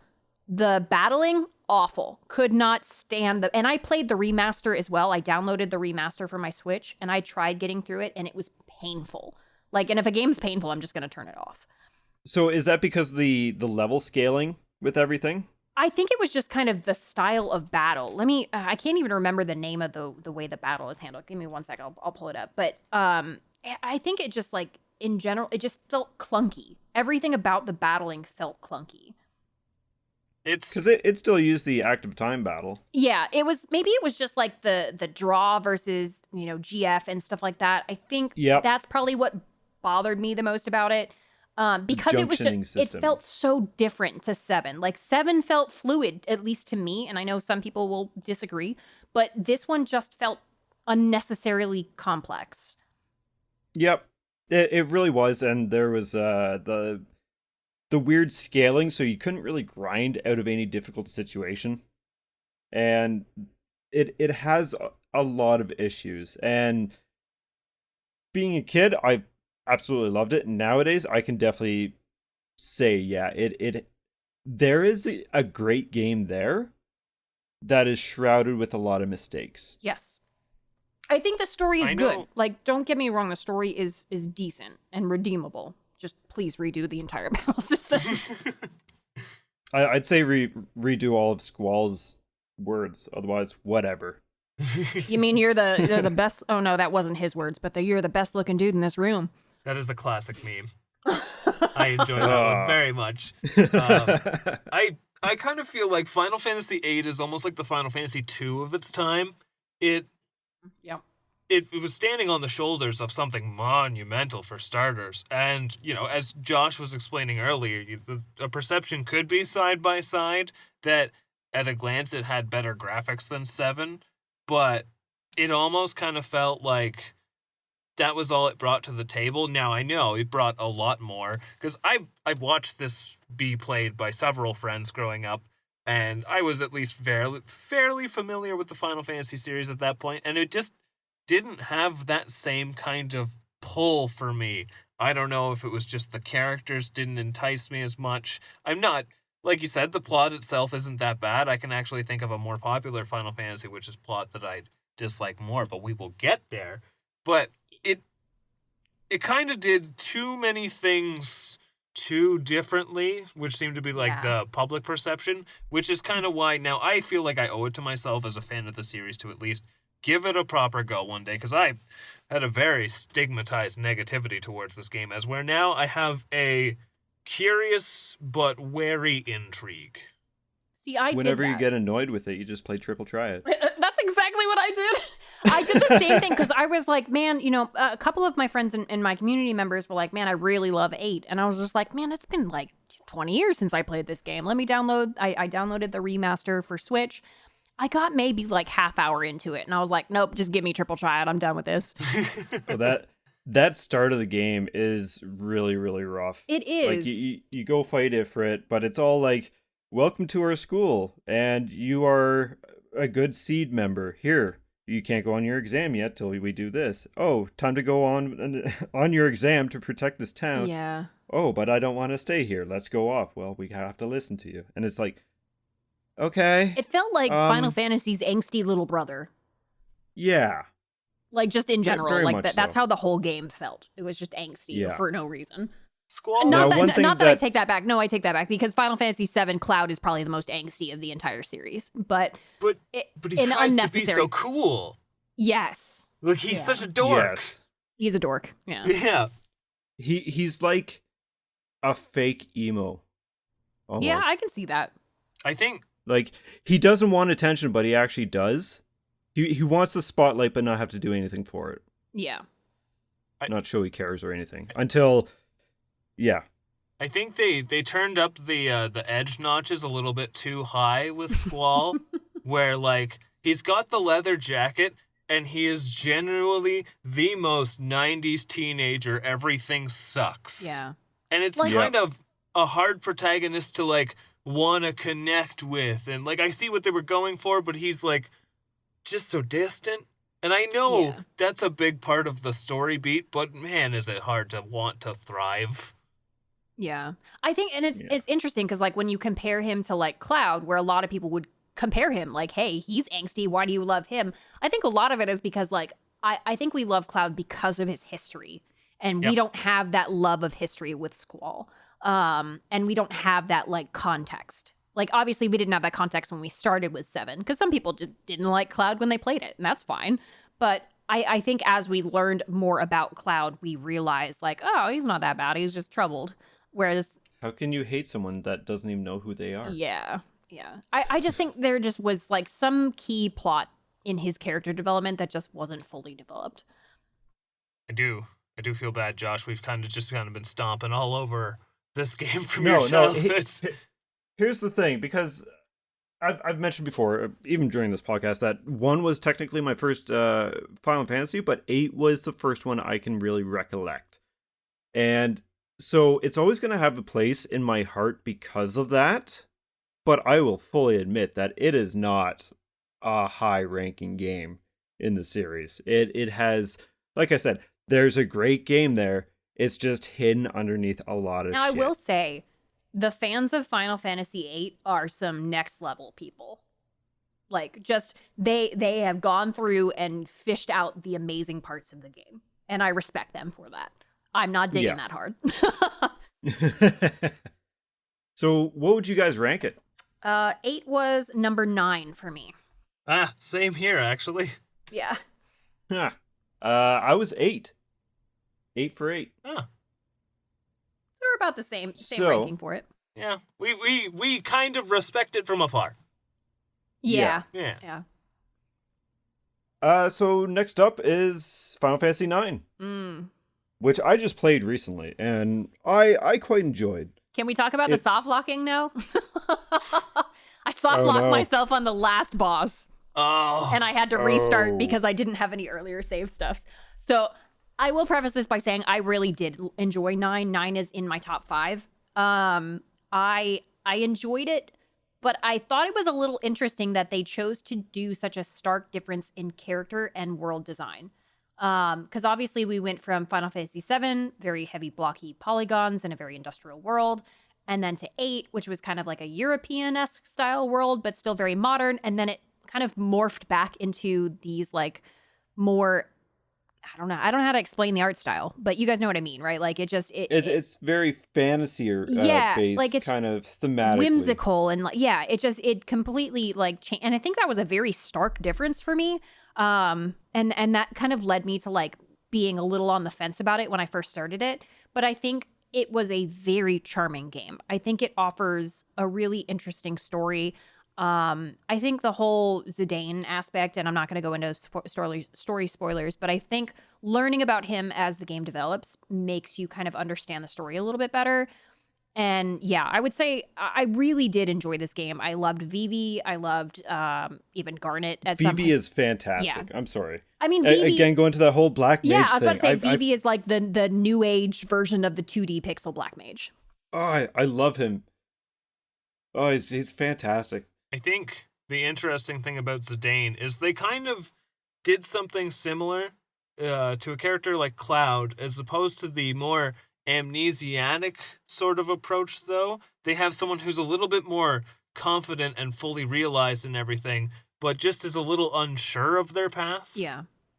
And he's very likable. That's the one thing that I like about. Like, he comes in, he's kind of a dick, but in an endearing way. He gets put in his place pretty quick, though, and He kind does of get changes put in his mind. place a lot. Yeah. He's like a teenage bandit, essentially. Like what you would imagine as a cartoon teenage bandit. Yeah, I Very can see that. confident, Is- very happy-go-lucky. Yep. I will say this was the first time we had gotten anything like the trance mode, if I remember correctly. Yeah, like that was not something that we had in previous games. It was kind of Which like mode, this. sorry? The trance mode. It was kind of like a mini limit break, but it was Yeah. like more than one Okay, thing. Yes. Yeah, but This is That was right. a unique thing. I did enjoy kind of trance mode because I don't know how many times that saved me from getting completely demolished by a boss, is just ending up in Oh, trance mode absolutely. and going full ham. So that was a cool experience. So I did like that. Trance was great when it wasn't super impatient, though. Yeah, that's true. There's a like, boss now? coming up. Now? No, you use it now. Yeah. Yeah. So how did we feel about the story? Like, what were your, without going into like too many spoilers, like what is your opinion on like the Queen and Garnet and like your story? Because I know some people think that whole story was kind of like a little overplayed and a little overdramatic. What are your thoughts on those? It's a play. Yeah. Yeah, I mean, I enjoyed it. I don't. Final Fantasy is kind of known for its tropes, and it's what it does with those tropes that make them good. And I think 9 did a really good job with that. So maybe it was a little over dramatic, but it still played out very well. Like finding out Zidane's history, finding out about the Queen and Garnet, and just trying to. It makes you want to actually save and do things well with this. Like the whole idea of being tasked to kidnap Garnet in the first place, and then finding out that there's a whole other situation going on behind scene. That was tropey maybe, but refreshing. I think they did it in a way that didn't make it feel kitschy. And the fact that you're playing in the play and doing just the timed event things to try and get the higher score for the mini game during the actual ceremony. I love that. I was terrible at that. I think for myself, the plot is strongest towards the end, and more so throughout the beginning half of the game until you start getting those really big revelations of all the stuff that's going on. For the most part, it's the world I find more compelling than the story. I really like It's almost like a small town take on high fantasy, and I can see that. Like, it's got these little hamlets, and then it's also got these incredibly elaborate cities. And it was really cool to see something that you would be more familiar with in the classic Final Fantasies, with these beautiful pre-rendered backgrounds and 3D models and stuff. And I know that 9 was just very much almost a send-off to classic Final Fantasy and like a love letter to the originals. Not quite to the extent of the crystals, though for some reason I feel like there's something about crystals in there. It's been a long time since I played it. But I also know it's kind of one of the reasons the game didn't do so good. Yeah. I would say... Well, not just that. It came out just before the PlayStation 2, and they were already working on Final Fantasy X as well. I think it came out just after the PS2, actually. Maybe. Yeah. It came out 2000? No. Yes. I don't remember when the PS2 came out. Very close to, like, 9 and 10 came out within a year of each other, I'm pretty sure, so. Yeah. Where's it rank on you guys? 9 was actually pretty high. It was 4 for me. Hey, we did the same thing again. Because I also All right, have so it we're at not 4. fighting here until we get to the later games. we are doing... It's a treaty. I can accept that. Yes. We are really doing the same thing because, again, mine is one above your guys at 3. Interesting. So I guess I've got a lot of the really retro stuff crammed in there, though. It's all right. I think after this is where it's going to start to table turn for sure for us. I don't have a lot of positives to say going forward. Honestly, I don't either. Yeah. Man, I'm going to be by myself. All right, gotcha. That's all right. This is actually really good because if you know more about these later titles, me and Tyler are not experts on these. So. I got a lot of negative about some of them too. Oh, good. So next up is Final Fantasy X, and have to start off with that terrible laughing scene, but at the same time, you know what? The context of that, like, if you don't know what it is, it's where it's like this. It's been memed about so much, and it's like this really terrible laugh. But then when you learn the context of it, is where Yuna is very overwhelmed, and so is Tidus, which I always wanted to call Titus till I learned how to actually announce it, and I think it's stupid now. Tidus is very overwhelmed with everything going on, and let's face it, the main actual protagonist of the story is Yuna, not Tidus. Yeah. Tidus is just there for the ride. But the whole idea with the laugh is try and force yourself to laugh to try and not feel as overwhelmed. And in reality, that is actually something that we can do in real life, is do a fake laugh, get those muscles going, and just it sounds stupid, but it can actually help out your mental health in some situations. It's because sometimes all you can do is laugh. Gonna Well, laugh I in the face agree. of death. So yes, the scene is stupid, but the meaning behind it is pretty damn Yeah, strong. I don't disagree with that. It's just, did they have to do it like that? Okay, so I am critical. Ha ha ha ha. Oh, that's nowhere near as hammy as it was. No, Oh my no, God, it was I'm not going to do that on Please purpose.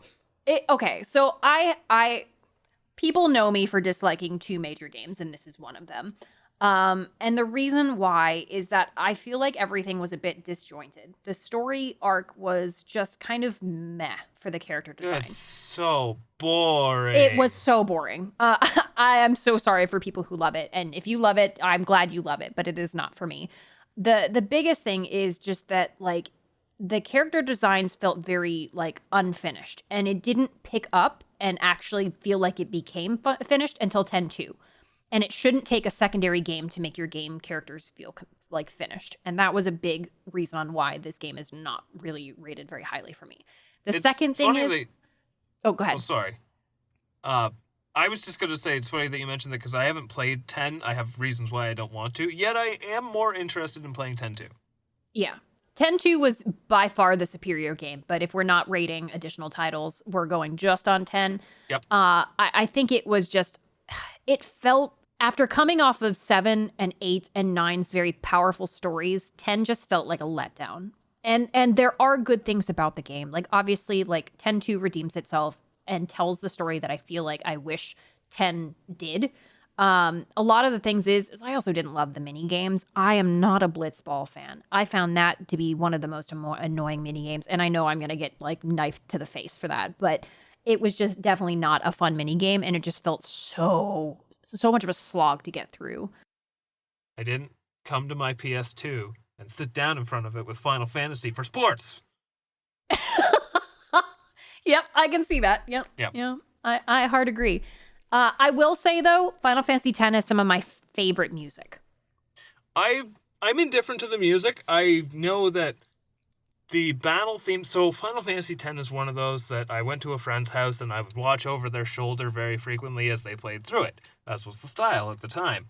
And it's definitely... When you're backseating a game for someone, you can't really enjoy the battle theme that's playing repetitively over and over. It starts to become a little traumatic. So, but yeah. Since then, I mean, Final Fantasy music as a whole is just so wonderful. So 10 has a few things that aren't too bad, but again, it's one of the ones that I've watched an entire playthrough of it, which is nice when I want to know what it's about, but I won't actually play it. And music somehow isn't enough to draw me in. Oh, no, yeah, hard agree. Like, I would never play the game simply because I like the music. Oh, I definitely want to make that distinction. I think the biggest thing that I think a lot of people will talk about when it comes to Final Fantasy X is a lot of millennials and Gen Z, this is their first Final Fantasy. This is the first one that a lot of people jumped in on, so it has a very distinguished nostalgia feel to it. But I think once people realize, like, and the nostalgia wears off, they realize that in comparison to other favorite games of theirs, the character development just isn't there. And some of the characters just kind of feel like they rub you the wrong way. Like, I know people obviously don't like Tidus. People also find Waka not super great and Riku not super great. Just they're not developed or they're annoying characters. But a lot of it is just, we're very partial to the games that we come into the series on. And 10 was like the 7th game I played of the series. So Final Fantasy 7 was the first one I really played by myself without any assistance from my older siblings. So that one is like where my heart is. But had I came in on 10, would I feel the same way? I have no idea. And I think that plays too. That's like me with 8, right? Yeah. I mean, it'll always hold a special place in my heart, but at least I can admit that it's not the greatest.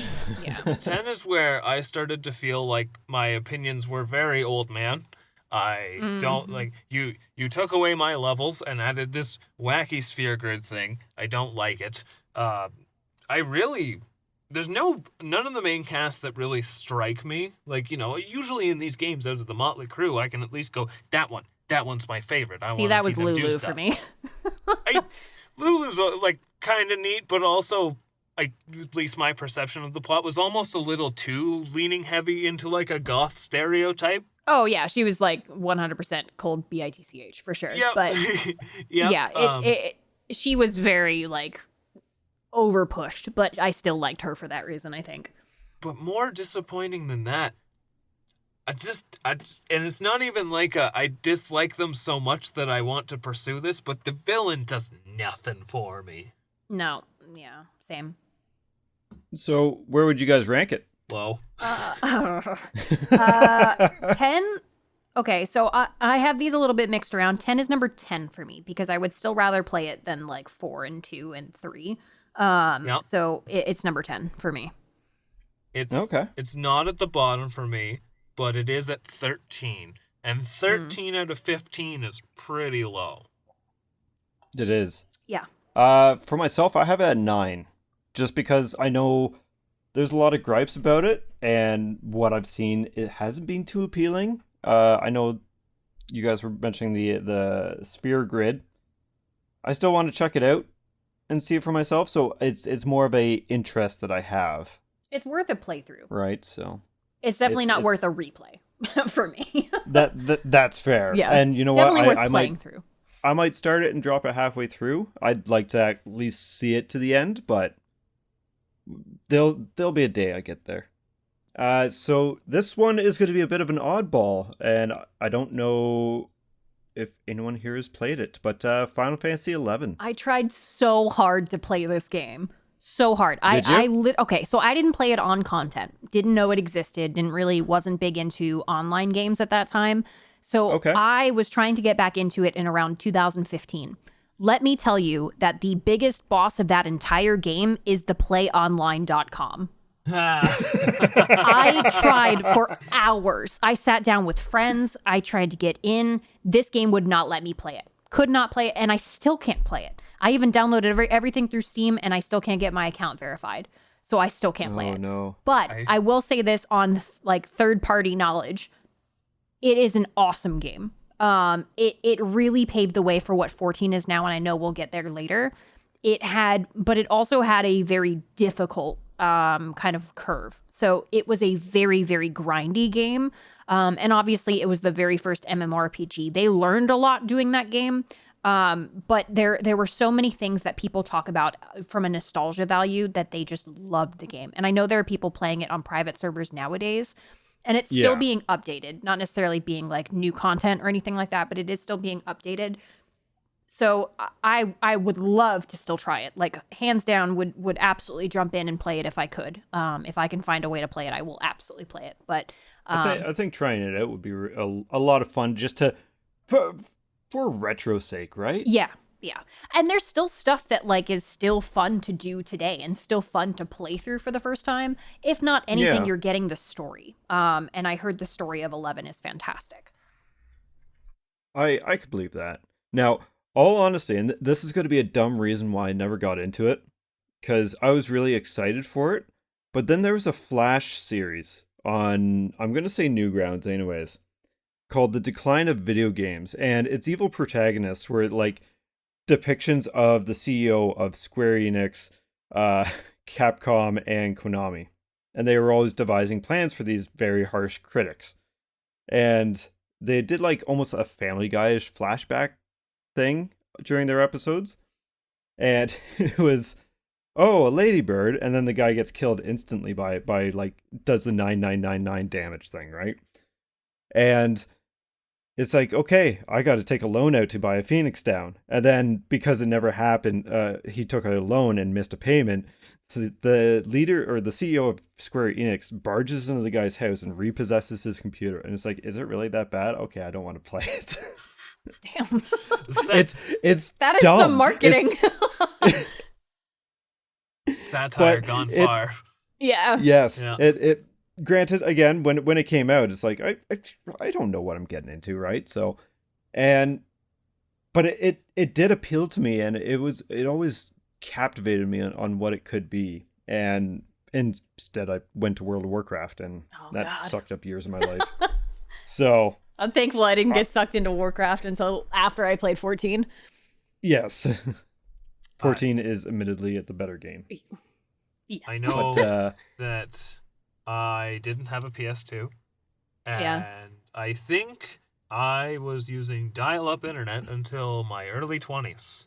So, this game had always seemed a little out of reach when it was relevant, but moreover than that, this is just adding to the decline that is my fondness for what Final Fantasy is up to these days. And after my old man takes on Final Fantasy X, to find out that Final Fantasy XI is an online multiplayer game, I'm scared for these kids. Okay, boomer. They're being pushed into very strange directions now, and I don't understand it. I just want the crystals back and maybe a thief. So, now that But you can be a thief. You can be a rogue. which is one of the reasons why this isn't at the bottom of my list.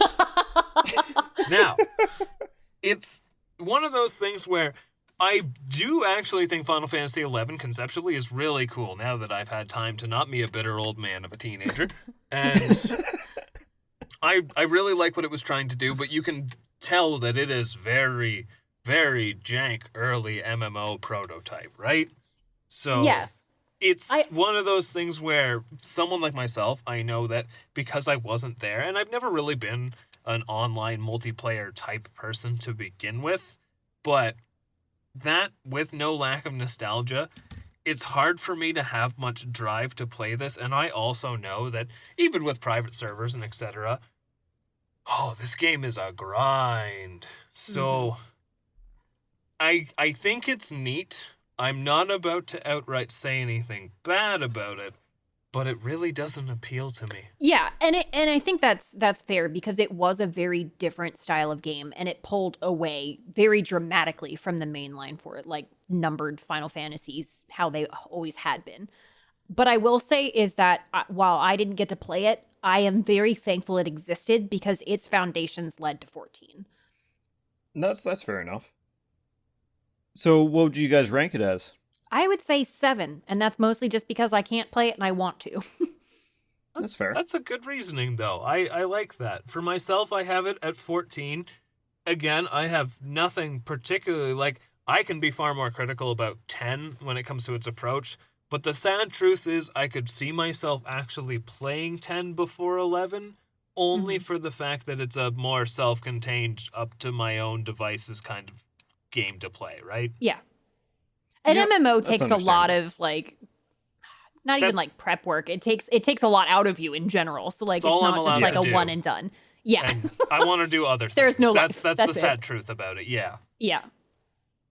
So I have it actually ranked at 15. Oh. And for pretty much the same reasons as Tyler. It's, for one, MMO. I've had countless hours in different MMOs, from 14 to World of Warcraft to back in the old days of Knights Online. And nothing inherently wrong with them. They are time sinks. And I'm looking at this as more of a what do I think I would get to first Yeah. kind of perspective. So, and with how much of a hassle it can be to get the private server set up, I think it's a lot of effort, and with how much grind that it could be, I'd rather just watch a synopsis video on story and whatnot to get the highlights, if you will. Yeah, if Play versus Online wasn't a actually terrible playing boss, it. mine would have been higher. Yeah. I just like I probably should have put it lower just because of that, but I spent days like of my life Yeah. I'm never getting back trying to set up that game. You just had to grind more. I guess. I don't know what else I could have grinded.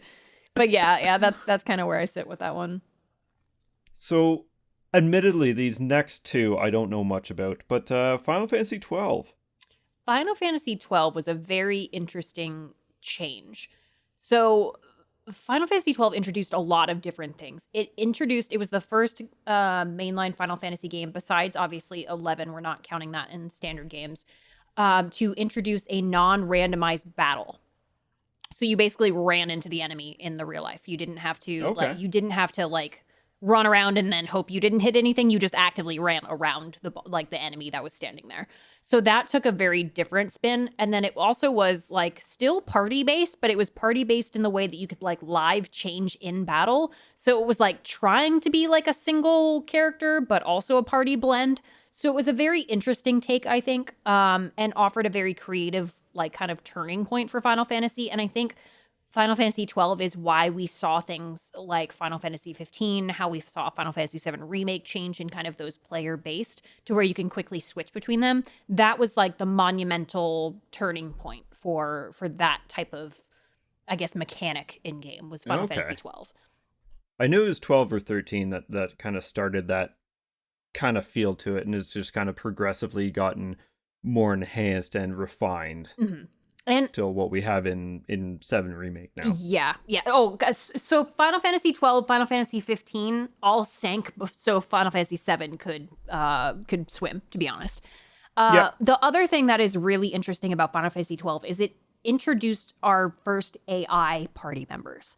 And I say that as the Gambit system. I don't know if you're familiar with it, but basically it allowed you to add AI to characters as a licensing system.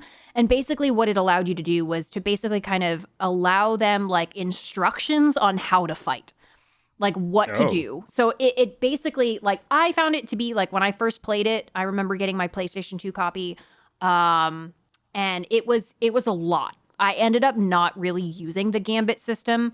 I think as I maybe have gotten older, I would probably likely use it. But I pretty much went through the entire game without using the Gambit system when I first played through the game. But it was a really interesting take. It just added a lot of complicated aspects to it that a younger player, I think, may not necessarily be able to understand as well. I could totally see that. That's the issue with wanting like more complex systems in these games, and while still trying to keep it simple enough so you can broaden your age range for them, right? Yeah, that and the voice acting, fantastic. 10 out of 10. That's actually good to hear. I think for myself, this is the continuing trend of, oh God, are the kids okay? And I know that they almost seems like they took a lot of the pieces of what they were going for with Final Fantasy 11 with the more action-oriented combat, but tried to refine it so, you know, you're obviously not relying on other players online, so you can have a little bit more control. But the Gambit system also is almost a weird way to simulate what it would be like to play with others online.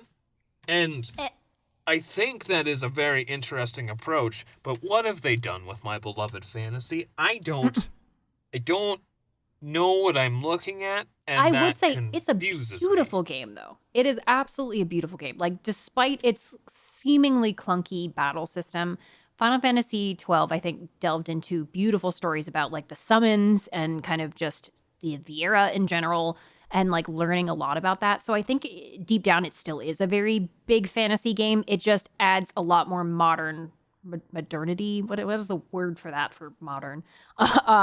It basically just tried to new age the fantasy, I think. And while I didn't love the original, the remastered version of it is a little bit better. It feels a little cleaner.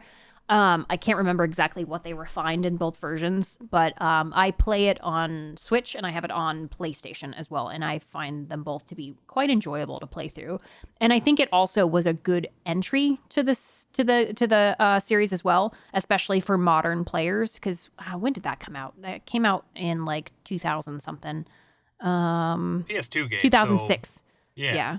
2006. So I was in high school when this came out, and I remember playing this with my friends and stuff like that, and it felt good. Like, it felt decent, but I was still like, I feel like I was just not quite as involved to like fully understand the Gambit system, so I probably made the game a lot harder for myself. I think they really could have done a better job of kind of streamlining it a little bit farther back, or adding an accessibility option to not have to deal with the Gambit and just have it like auto set. And it basically kind of did that if you didn't set it. But like, I think I would have liked it maybe a little bit more streamlined for that process. It auto set it almost in a punishing way. Like, this is what you get for not interacting with it. Yeah, exactly. Yeah, that's a little rough. So it's certainly get a full grasp of the system, otherwise you're not gonna have a good time. Put you at a bit of a disadvantage. Yeah, it just felt like it took longer. Like, because I didn't micromanage my characters. I will say I did actually really like the growth system. So it had basically like a checkerboard or like a chessboard that you would basically level up and learn skills and upgrades with. And I actually kind of like that. That was, I think, probably one of my favorite of the later versions of like what leveling looks like now. And I enjoyed that because then you could see like your summons, you could increase magic or technic, and kind of see it on a live grid. You could see how far away you were from XYZ skill. And that was motivating for me. So I think I really did enjoy the growth system from 12 though. You know what? You've piqued my interest actually. So I have it ranked a little low, but it's at the same time there's so many great games here. Yeah. But it has more of an interest for me now. Mm-hmm. Just it seems interesting. Now there's the Zodiac Age. Is that just that's the remaster? That's the remastered. Yeah, that's the remastered. That's remastered. Mm-hmm. Okay. Because there's been a few times that I've actually gone to pick that up. I've seen it on the shelf and it's like, oh, maybe I should get this. And then it's like, no, I came here for this. I should just get this. If you get it on sale. Yeah. I wouldn't. Me personally, it's actually rated really high for me. It's my number 3 game. Oh wow. Yeah, so it's my number 3 game because I loved the story and I loved a lot of mechanics of the game, not necessarily the battle. But the story, the voice, the plot, I loved the leveling system. I kind of liked how our characters were introduced and how they were shaped. So yeah, 12 is actually surprisingly high for me. That would be my only draw because gameplay wise, it really isn't tempting me all that much. It is, though, as a world and a story, and I know Ivalice has a long-standing history in Final Fantasy and branching all sorts of different franchises. Like, I think it's Vagrant Story takes place in Ivalice. But Final Fantasy Tactics, too. Tactics does as well, yep. And, but for me, I would have it at 11 as it's low-ranked for me, but it's far from the lowest. Like, I have this above Final Fantasy X, because I would at least rather try 12 than play through 10. So, It's not, I'm not about to say I despise it, but I have a bit of a discomfort with the idea of trying it, but I am curious. Is that because you're a boomer? Yeah. Hey, there's nothing wrong with loving the retro and like the early games. Like a lot of people are either on one side of the spectrum or the other. Whereas me, I am more middle of the spectrum. I would say like 7 and 9 and 12 are kind of like my primaries. But that's kind of where I'm at. So quite honestly, like I'm not going to change my ranking now, but if I could, I would swap where my 10 is for my 12. But I have 12 at 13. Okay, yeah. So, but you've piqued my no. Yeah, if I could switch FF10 out of slot 9 and put 12 there, I think that would more represent now knowing a bit more about it. And I think the reason that it is low, and admittedly 13's low as well, just because I don't know enough about them.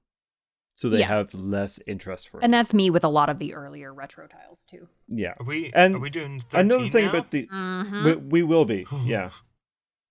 A lot of these games, like we may have them ranked, and putting them low doesn't mean they're bad by any means. Like it just means that there's some great games that we prefer beforehand. So and every player's different. So what's going to be my number one and your number one? Well, but we're the same for that one. But sorry, had to throw a slight to all Final Fantasy players there. But a lot of it is just like you play what's going to bring you joy. Like these are just our rankings and stuff like that too. So don't take any of this as like, man, they shit on my game, and like no, like you enjoy what you enjoy.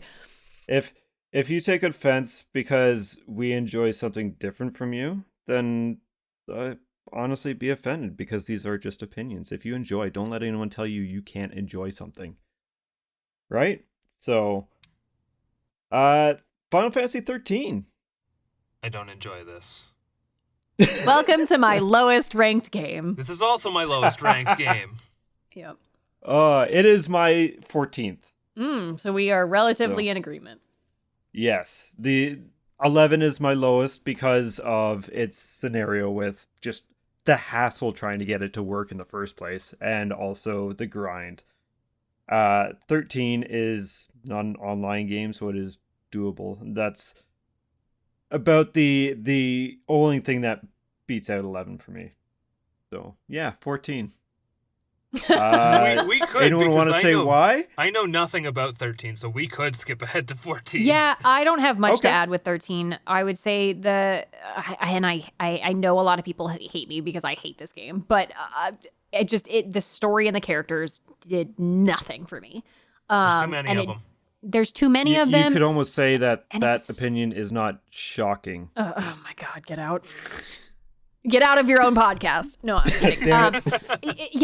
It really didn't do anything for me. I will say that one thing I did love that they added, and I'll give this props to them, is that I think it was the Ultimate Hits International version had like a difficulty option, and I think it had an easy mode. And I think that was one of the few times we had ever seen that in a Final Fantasy game. So I will give them that. And I'm big on accessibility, especially when I don't want to play something. So if I ever get forced to play this through my community, I'm playing it on easy mode if I can. So Crev's community, if you want to give her a bad please time, don't do that. If y'all love me any little bit, please don't do that to me. All right, so let's skip 13 because it's 13. On to 14 now, or Final Fantasy 14. And so I first played this actually because of Crev's stream. I joined in on one of her streams. I think I was following one of my other streaming buddies, and he introduced me to Crev's channel. And she was playing Final Fantasy 14. And I'm like, this actually looks pretty good. I've heard it's good. And I will say this, from its launch to where it is now, what a redemption different story. Yeah. Thank you, Yoshida. Yes, it is like the best redemption story, like feel-good redemption story in the history of gaming. Mm-hmm. Oh, yeah. Like, 1.0 was an absolute train wreck. I didn't play it, but I've read and watched every deep dive video that there is on YouTube about it, to be honest. I didn't start playing this until 2015. My sister asked me what I wanted for Christmas, and I said Final Fantasy 14. I've never played an MMO RPG like this before, and she's like, great, what do I buy you? Because then there was like Final Fantasy Heavensward and Final Fantasy A Realm Reborn and Final Fantasy 14. I was like, I don't know, I just want to play it. So she finally got it out for me. That's what she did, actually. And she got me the game, and well, unfortunately, the rest got turned into history. And that's basically been the focus of my channel for the last 7 years. But I will say the game has come a very, very long way since I started playing in 2015. The game was definitely not as user-friendly as it is now. And even now, I wouldn't consider it super user-friendly. There's still a lot of things that are missed by brand new players, or that just are things that you would not know unless you really did a deep dive into it. But the story and the characters and your customization of like how you want to play, the biggest thing that I love the most about Final Fantasy 14 is I can play every single job class on one character, because that was an immediate turnoff for me with WoW. I didn't play WoW until after I played 14, and it was a game changer for me. And your job class is all based around your weapon, if I'm correct, not mistaken. Yes. Yeah. So you had to re-level the classes, which I know was frustrating for some people. But at the same time, as somebody with ADHD, I want to heal one day. I want to dance the next. I want to tank the next. And I don't want to like go through 25 hours of the story to find out I hate the job. And that's what I did with WoW tons of times. And I was like, no, I'm not restarting for a 5th time because I hate this class. Like, that's just not what I'm doing. So I absolutely can get behind that. I loved that aspect. And that is one of the few aspects that has made it so I can't go to any other MMO, to be honest. Like, I need that because I don't want to level something up for, 10, 15 hours and then find out I hate it. Whereas in 14, I can just switch off a job stone, go unlock the next job, and then play a class I actually like playing. And then try it out in so many different aspects in an environment that you're also comfortable with. Yes. Yeah. So. And you could play with a controller, which yes. I don't know why it fascinates me so much, but I mean, you could play Final Fantasy 11 with a controller too. It's because could you? Yes. Oh yeah, the game was originally launched on PlayStation. Yeah. So and same right. with Final Fantasy 14, it was originally built for controller, and it was added PC with keyboard and mouse later. So that's why the fluidity of the controller is so good with 14 and with, I guess, 11 at that point too. But as a disabled content creator, I have to play this on controller. Like I for the amount of hours I put in at a single setting of Final Fantasy 14, I would not even be able to last a quarter of that if I had to have my arms propped up playing on a keyboard. So That's fair enough. Yeah. I am so thankful that the controller support is fantastic. It's not like the most like revolutionary thing, but it's comfortable and it's fluid, and that's about enough for me. I'm gonna say it's a little revolutionary, just because it still baffles me that it's actually a thing. Like, granted, I played WoW for a good majority of my gaming career, if we'll call it that, and I've also done other MMOs, Knights Online and stuff. It was always keyboard and mouse. I don't imagine playing an MMO with a controller. And for whatever reason, again, you were the first time I actually saw gameplay of Final Fantasy 14. So, and I think I downloaded that a trial of it that night. And I said, you know what? I'm just going to plug in a controller and see, because that's cool. I've never heard of that. So I did that, and I cannot play 14 keyboard and mouse. I can't either. I need a controller.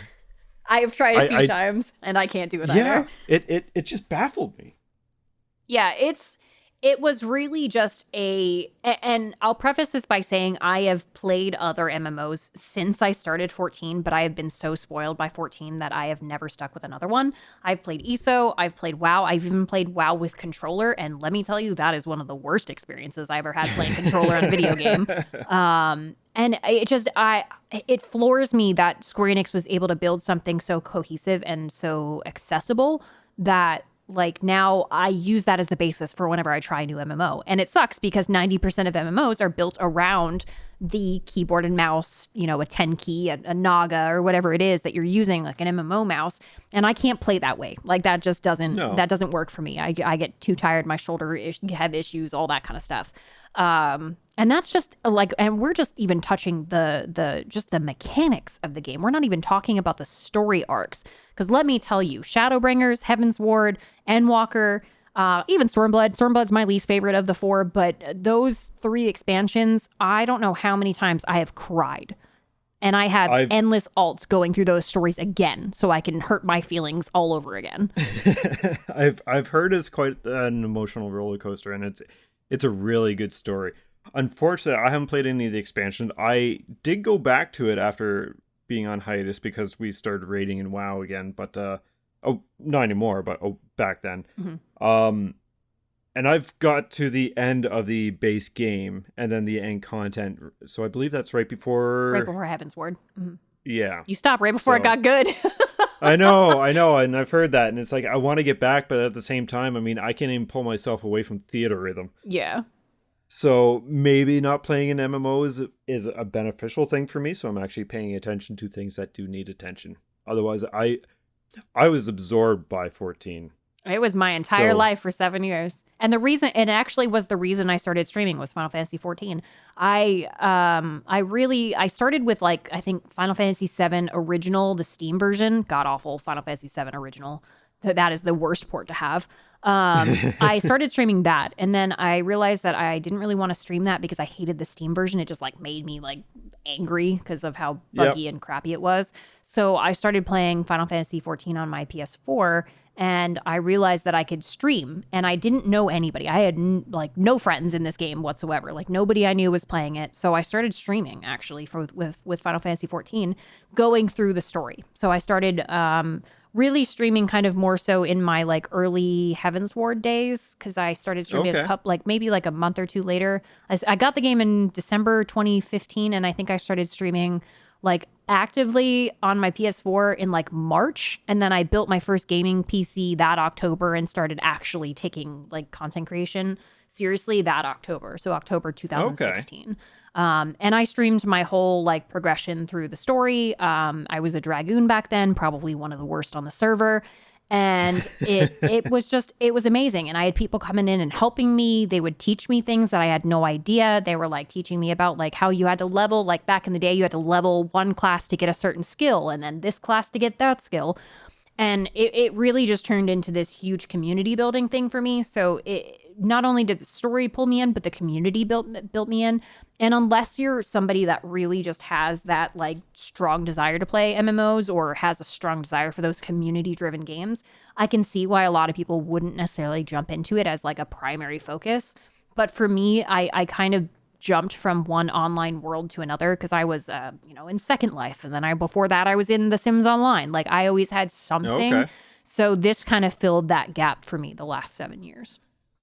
That's, yeah. And going back to the whole thing about community, like that's one thing I found about just in 14 is there's so many positive people who are willing to help you out and help teach you, not just in your streams, but just online. It was it was quite almost the unheard experience. of, like how nice the people were. Like, and obviously every community has its little shitheads, but it was overwhelmingly positive, and that was one of the first times I had ever dealt with that much positive from one singular community. Yeah, no, that's it's absolutely wonderful. And just because we are getting a little tight on time, we unfortunately do have to move off of 14. Mm-hmm. So what's everyone's ranking? And Tyler, you've been very quiet. Because I have nothing to say about 14. Now, I mean, I established that, online games really not really my forte, but if I was to play one, this would be the one that I would play. And admittedly, not really anything about the gameplay entices me whatsoever, but the one thing I do know about 14 is that it is just a celebration of all of Final Fantasy. It is. At all times. There's cameos all over. Yeah, and that is something that has tempted me, but again, same with the point that I made with 11, the amount of time that it requires to dedicate, and I love Final Fantasy, I truly do, but there are so many games that I have to play that, I just can't find myself to bring the time to dedicate myself to solely that one game. So in my ranking, it is sitting at 12, which sounds low, but it's by no means a negative 12. It's just I'm sorry, I just don't know how to make it work 12. Mine's a number 2. I thought that's where it would sit for you. I was wondering if it was going to be your second or not. It is number 4 for me, and just because as much as I admire it, I like the whole redemption arc that it had with Yoshi P, and just everything about it, its community, its gameplay, and its story is fantastic. I unfortunately just don't have time for it, and I wish I did have that extra time that I could put into it. But again, I got a backlog here, and because I am a physical collector, if this thing fell, it would put me in the hospital. So I don't have time for it. Yeah. But I do really wish I did. This next one, I'm also not going to have a whole lot of input on it. But I also will say that it's not negative, unlike most of my old man thoughts to the new style. I'm actually a little bit more positive about what Final Fantasy 15 is doing about... Josh, you've played this one, right? Yep. Yeah. Well, I guess it's been a few years now. Yeah, Final Fantasy 15 it's the boy band one. All starting off with pushing your car because it's out of gas. Cup of noodles. It's cup of noodles. Yep. So, I know it's a bit of a hot take because this game does get shot on a lot, but I didn't mind it, at least until I believe it was chapter 13 with the hallways, and that thing just kept going and going to the point where I just wanted to stop it there. As for the final boss fight and whatnot, it's very predictable twists, and the second last boss fight is much harder than the last boss fight, and the last boss fight is very gimmicky where, it didn't end well. It had a great start. Have you played this one, Crev? I have, but I never finished it, though. You're not missing much on the end. Yeah, I've heard that this game was released basically unfinished and that the DLC basically had to try to fix that, and then they stopped that halfway through. So I have some mixed feelings about 15. I firmly believe that 15 kind of just drowned a little for 7 to really shine because they used a lot of those mechanics and a lot of that kind of baseline, I think, from Final Fantasy 15 when they were using or when they were remaking the Final Fantasy 7. I didn't love it at first. So when I first got it, I really didn't like it. I played maybe 30 minutes of it. I put it down and I forgot about it. I did re-pick it back up a couple of years ago. Still haven't finished it yet, but I certainly don't have the same sort of like angsty feel about it that I did in the beginning. Is it a good game? Yeah. Is it a perfect game? Absolutely not. Not by any means. I think it has a lot of redeeming qualities. I do like the character development of it. I think that they did a good job with what they gave us of the story. Am I happy that we didn't get a full story? No. But I think of what they gave us, it was a quality story, I think, in my opinion. So mine is actually rated pretty decently. Yeah, I think all that's fair. Like the first time that you see one of those, I forget what they're called, but essentially the Empire bring in one of those ships and they just start dropping enemies on you, and it's like, whoa, what's going on? The whole open world aspect is, I mean, the side quests are fairly standard for open world games. A lot of fetch quests and stuff in it, so I didn't personally touch it, and I stuck mainly to the main beats of the story. And I mean, I like the dynamic between the four guys. I mean, the cooking scenes were always great. Yeah. Why did the food look so good? Video game food has to look incredible. That's fair. Yeah. And okay. I like the characters. I like the dynamics that they all shared. And it had a lot of charm, but then it just kind of fell flat. Yeah. I would agree with that too. I think they really tried to push the handle and compete with a lot of open world RPG games, but didn't really know how to execute that properly. We saw a lot of interesting things with it. Like we still had a kind of a more upgraded AI with it, with the different player contextual commands. We had like the parries and, enemy attack and side strikes and blind strikes and all that kind of stuff. There was a lot of interesting things that were added to it. I just think that like they really tried to tackle an empire that they were only able to burn maybe like a security tower for. Like it was, I think they aimed a little higher than they were able to deliver. And I think we saw that just from the fact that they never really finished the stories and finished the DLCs. Not that they should have been DLCs in the first place. I'm a firm believer of give us a game and that be done with it. I agree. But do any special content as DLC, sure, but nothing that pertains to the actual main story. Yeah. So like obviously I haven't finished it, so I don't have a full like complete look at the story, but what I have played and what I've seen, it is a solid game. Like it's a decent game, and it's a lot of people's first kind of introduction to it because a lot of people don't want to play the older Final Fantasy games. So it still kind of brings in people to the series. And I think Final Fantasy 15 to Final Fantasy 16 will be less of a jump for people than maybe something like some of the other games had been in the past, like, Final Fantasy 7 to Final Fantasy 9 or, Final Fantasy 10 to Final Fantasy 14. So I think it has a lot of interesting aspects, but I think it was just kind of half washed. Yeah, it was a marathon that they sprinted and were winded at the 3/4 mark. Yeah. Even halfway, I'd say.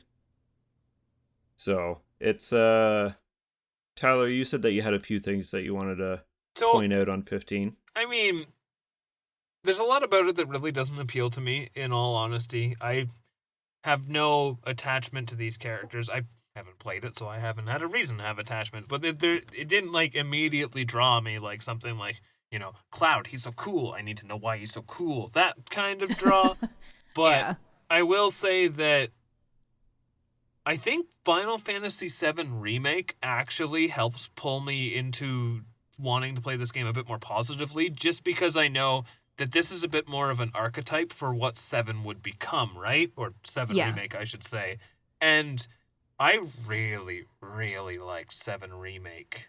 So I'm willing to give it a shot for that reason, but it's kind of a different thing where Final Fantasy VIII, despite my criticisms towards it, it's one of those ones that I want to play to the end to, justify my feelings in, right?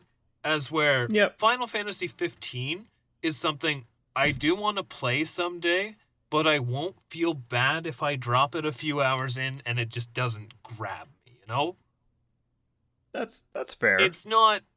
I feel like I'll get enough out of it soon enough into it to know if it's for me or not. And I'm quite okay with that, but I do like what it's trying to do. The open world thing, I got mixed feelings on that, as I do open worlds these days anyway, but I will Me say, too. the one thing that made me go, oh, maybe this isn't so bad after all, is I remember watching a friend of mine play it, and he was just fighting some generic goblin enemies, and the goblin sprite was the Final Fantasy. Well, they not a sprite, obviously, but it was designed after the Final Fantasy 1 goblin sprite. Yes. And that just kind of made me think, I like this. This speaks to my nostalgic simplicity of my brain. Retro stuff, yay! Yeah, so I don't know. I don't hate what it's trying to do. I have heard some controversial things, so it's not really, a huge priority. But like as far as the ranking goes, I got it smack dab in the middle at 8. Yeah, mine's Oh, number nice. 6, I think. So Yeah. It's kind of funny because I think I had the most fun with it, but I have it at 10. Yeah, it's the Woody meme. I'm done playing with you. Yeah. Yeah. That's probably it. Yeah, and you're just picking Oh, up poor- theater rhythm in the other hand. Yes. Yeah. So Its soundtrack isn't bad either. so I guess Not the greatest, but not bad by any means. now that we're at the end of should we do a refresher on like our top 3s, top 5, something like that? Yeah. Crev, do you have yours written down? yeah, I've got mine written down. What do you want? Top That's 5 or good. top 3? Let's do top 5. All right. So number 1 is 7. Number 2 is 14. Number 3 is 12. Number 4 is 9, and number 5 is 6. Tyler, what's yours? For 'Cause one, that's a pretty good strong lineup. yeah. Mine obviously, as we've mentioned here, strays a little bit more to the earlier end of the timeline. So we have 1 is Final Fantasy 6, 2 would be 7, 3 would be 4, 4 would be 9. That's hard to structure that, and 5 would be 3. That's pretty good too.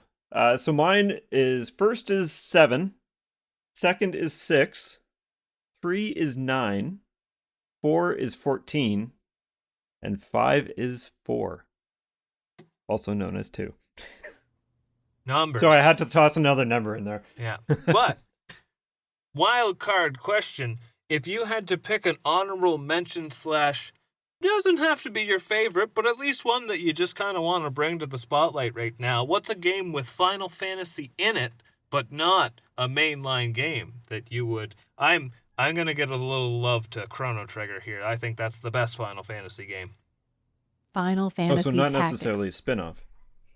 Wait, Sorry, I thought you Crev, said it go. had to have Final Fantasy in the title. I say lots of things, but they're usually about Chrono Trigger.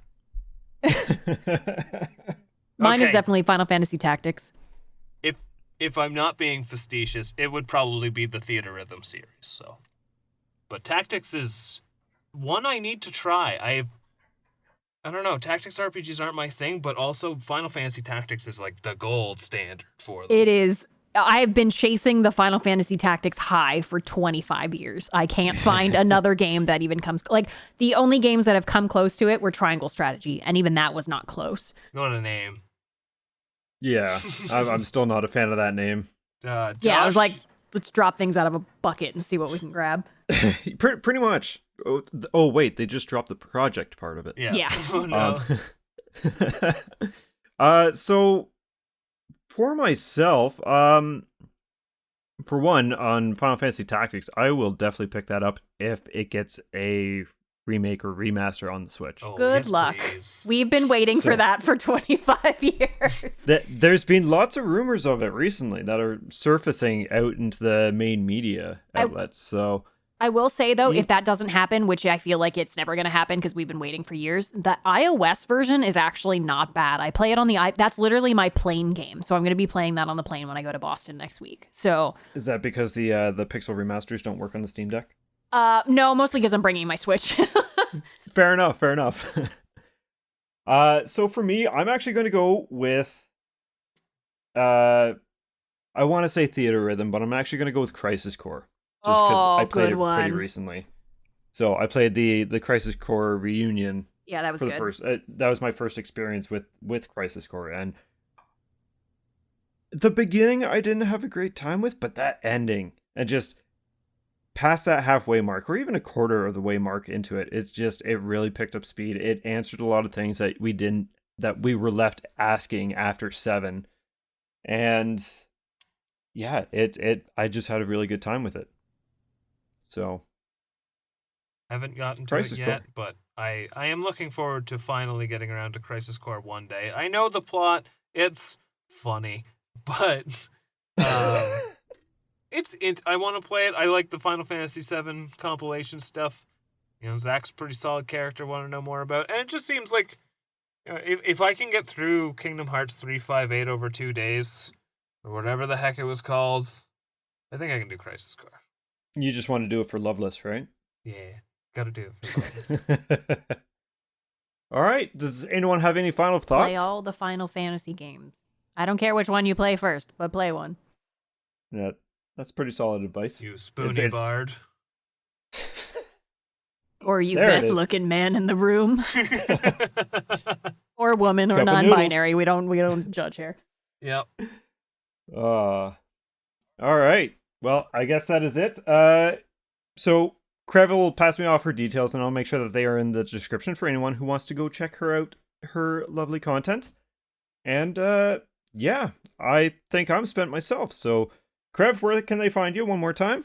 Yeah, absolutely. I am found most days on Twitch at twitch.tv/Crev. That's CREV. And I'm also on Twitter at CrevLMTV. And yeah, I do content about 3 or 4 times a week. And yeah, mostly Square Enix, Final Fantasy titles, and indies. Excellent. And once you can again, thank you so much for joining us today.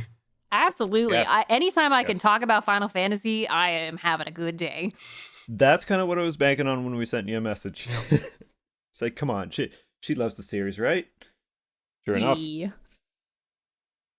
Yeah, thank you so much for coming. Hopefully we can get you on again later on down the road. And yeah, hope you had a good time. Definitely. And to everyone listening, I hope you enjoyed the episode. This has been the Optional Boss Podcast. You can find us over on Instagram or Twitter at OptionalBossPC. And we'll see you next time. Bye, everyone. Bye. Bye.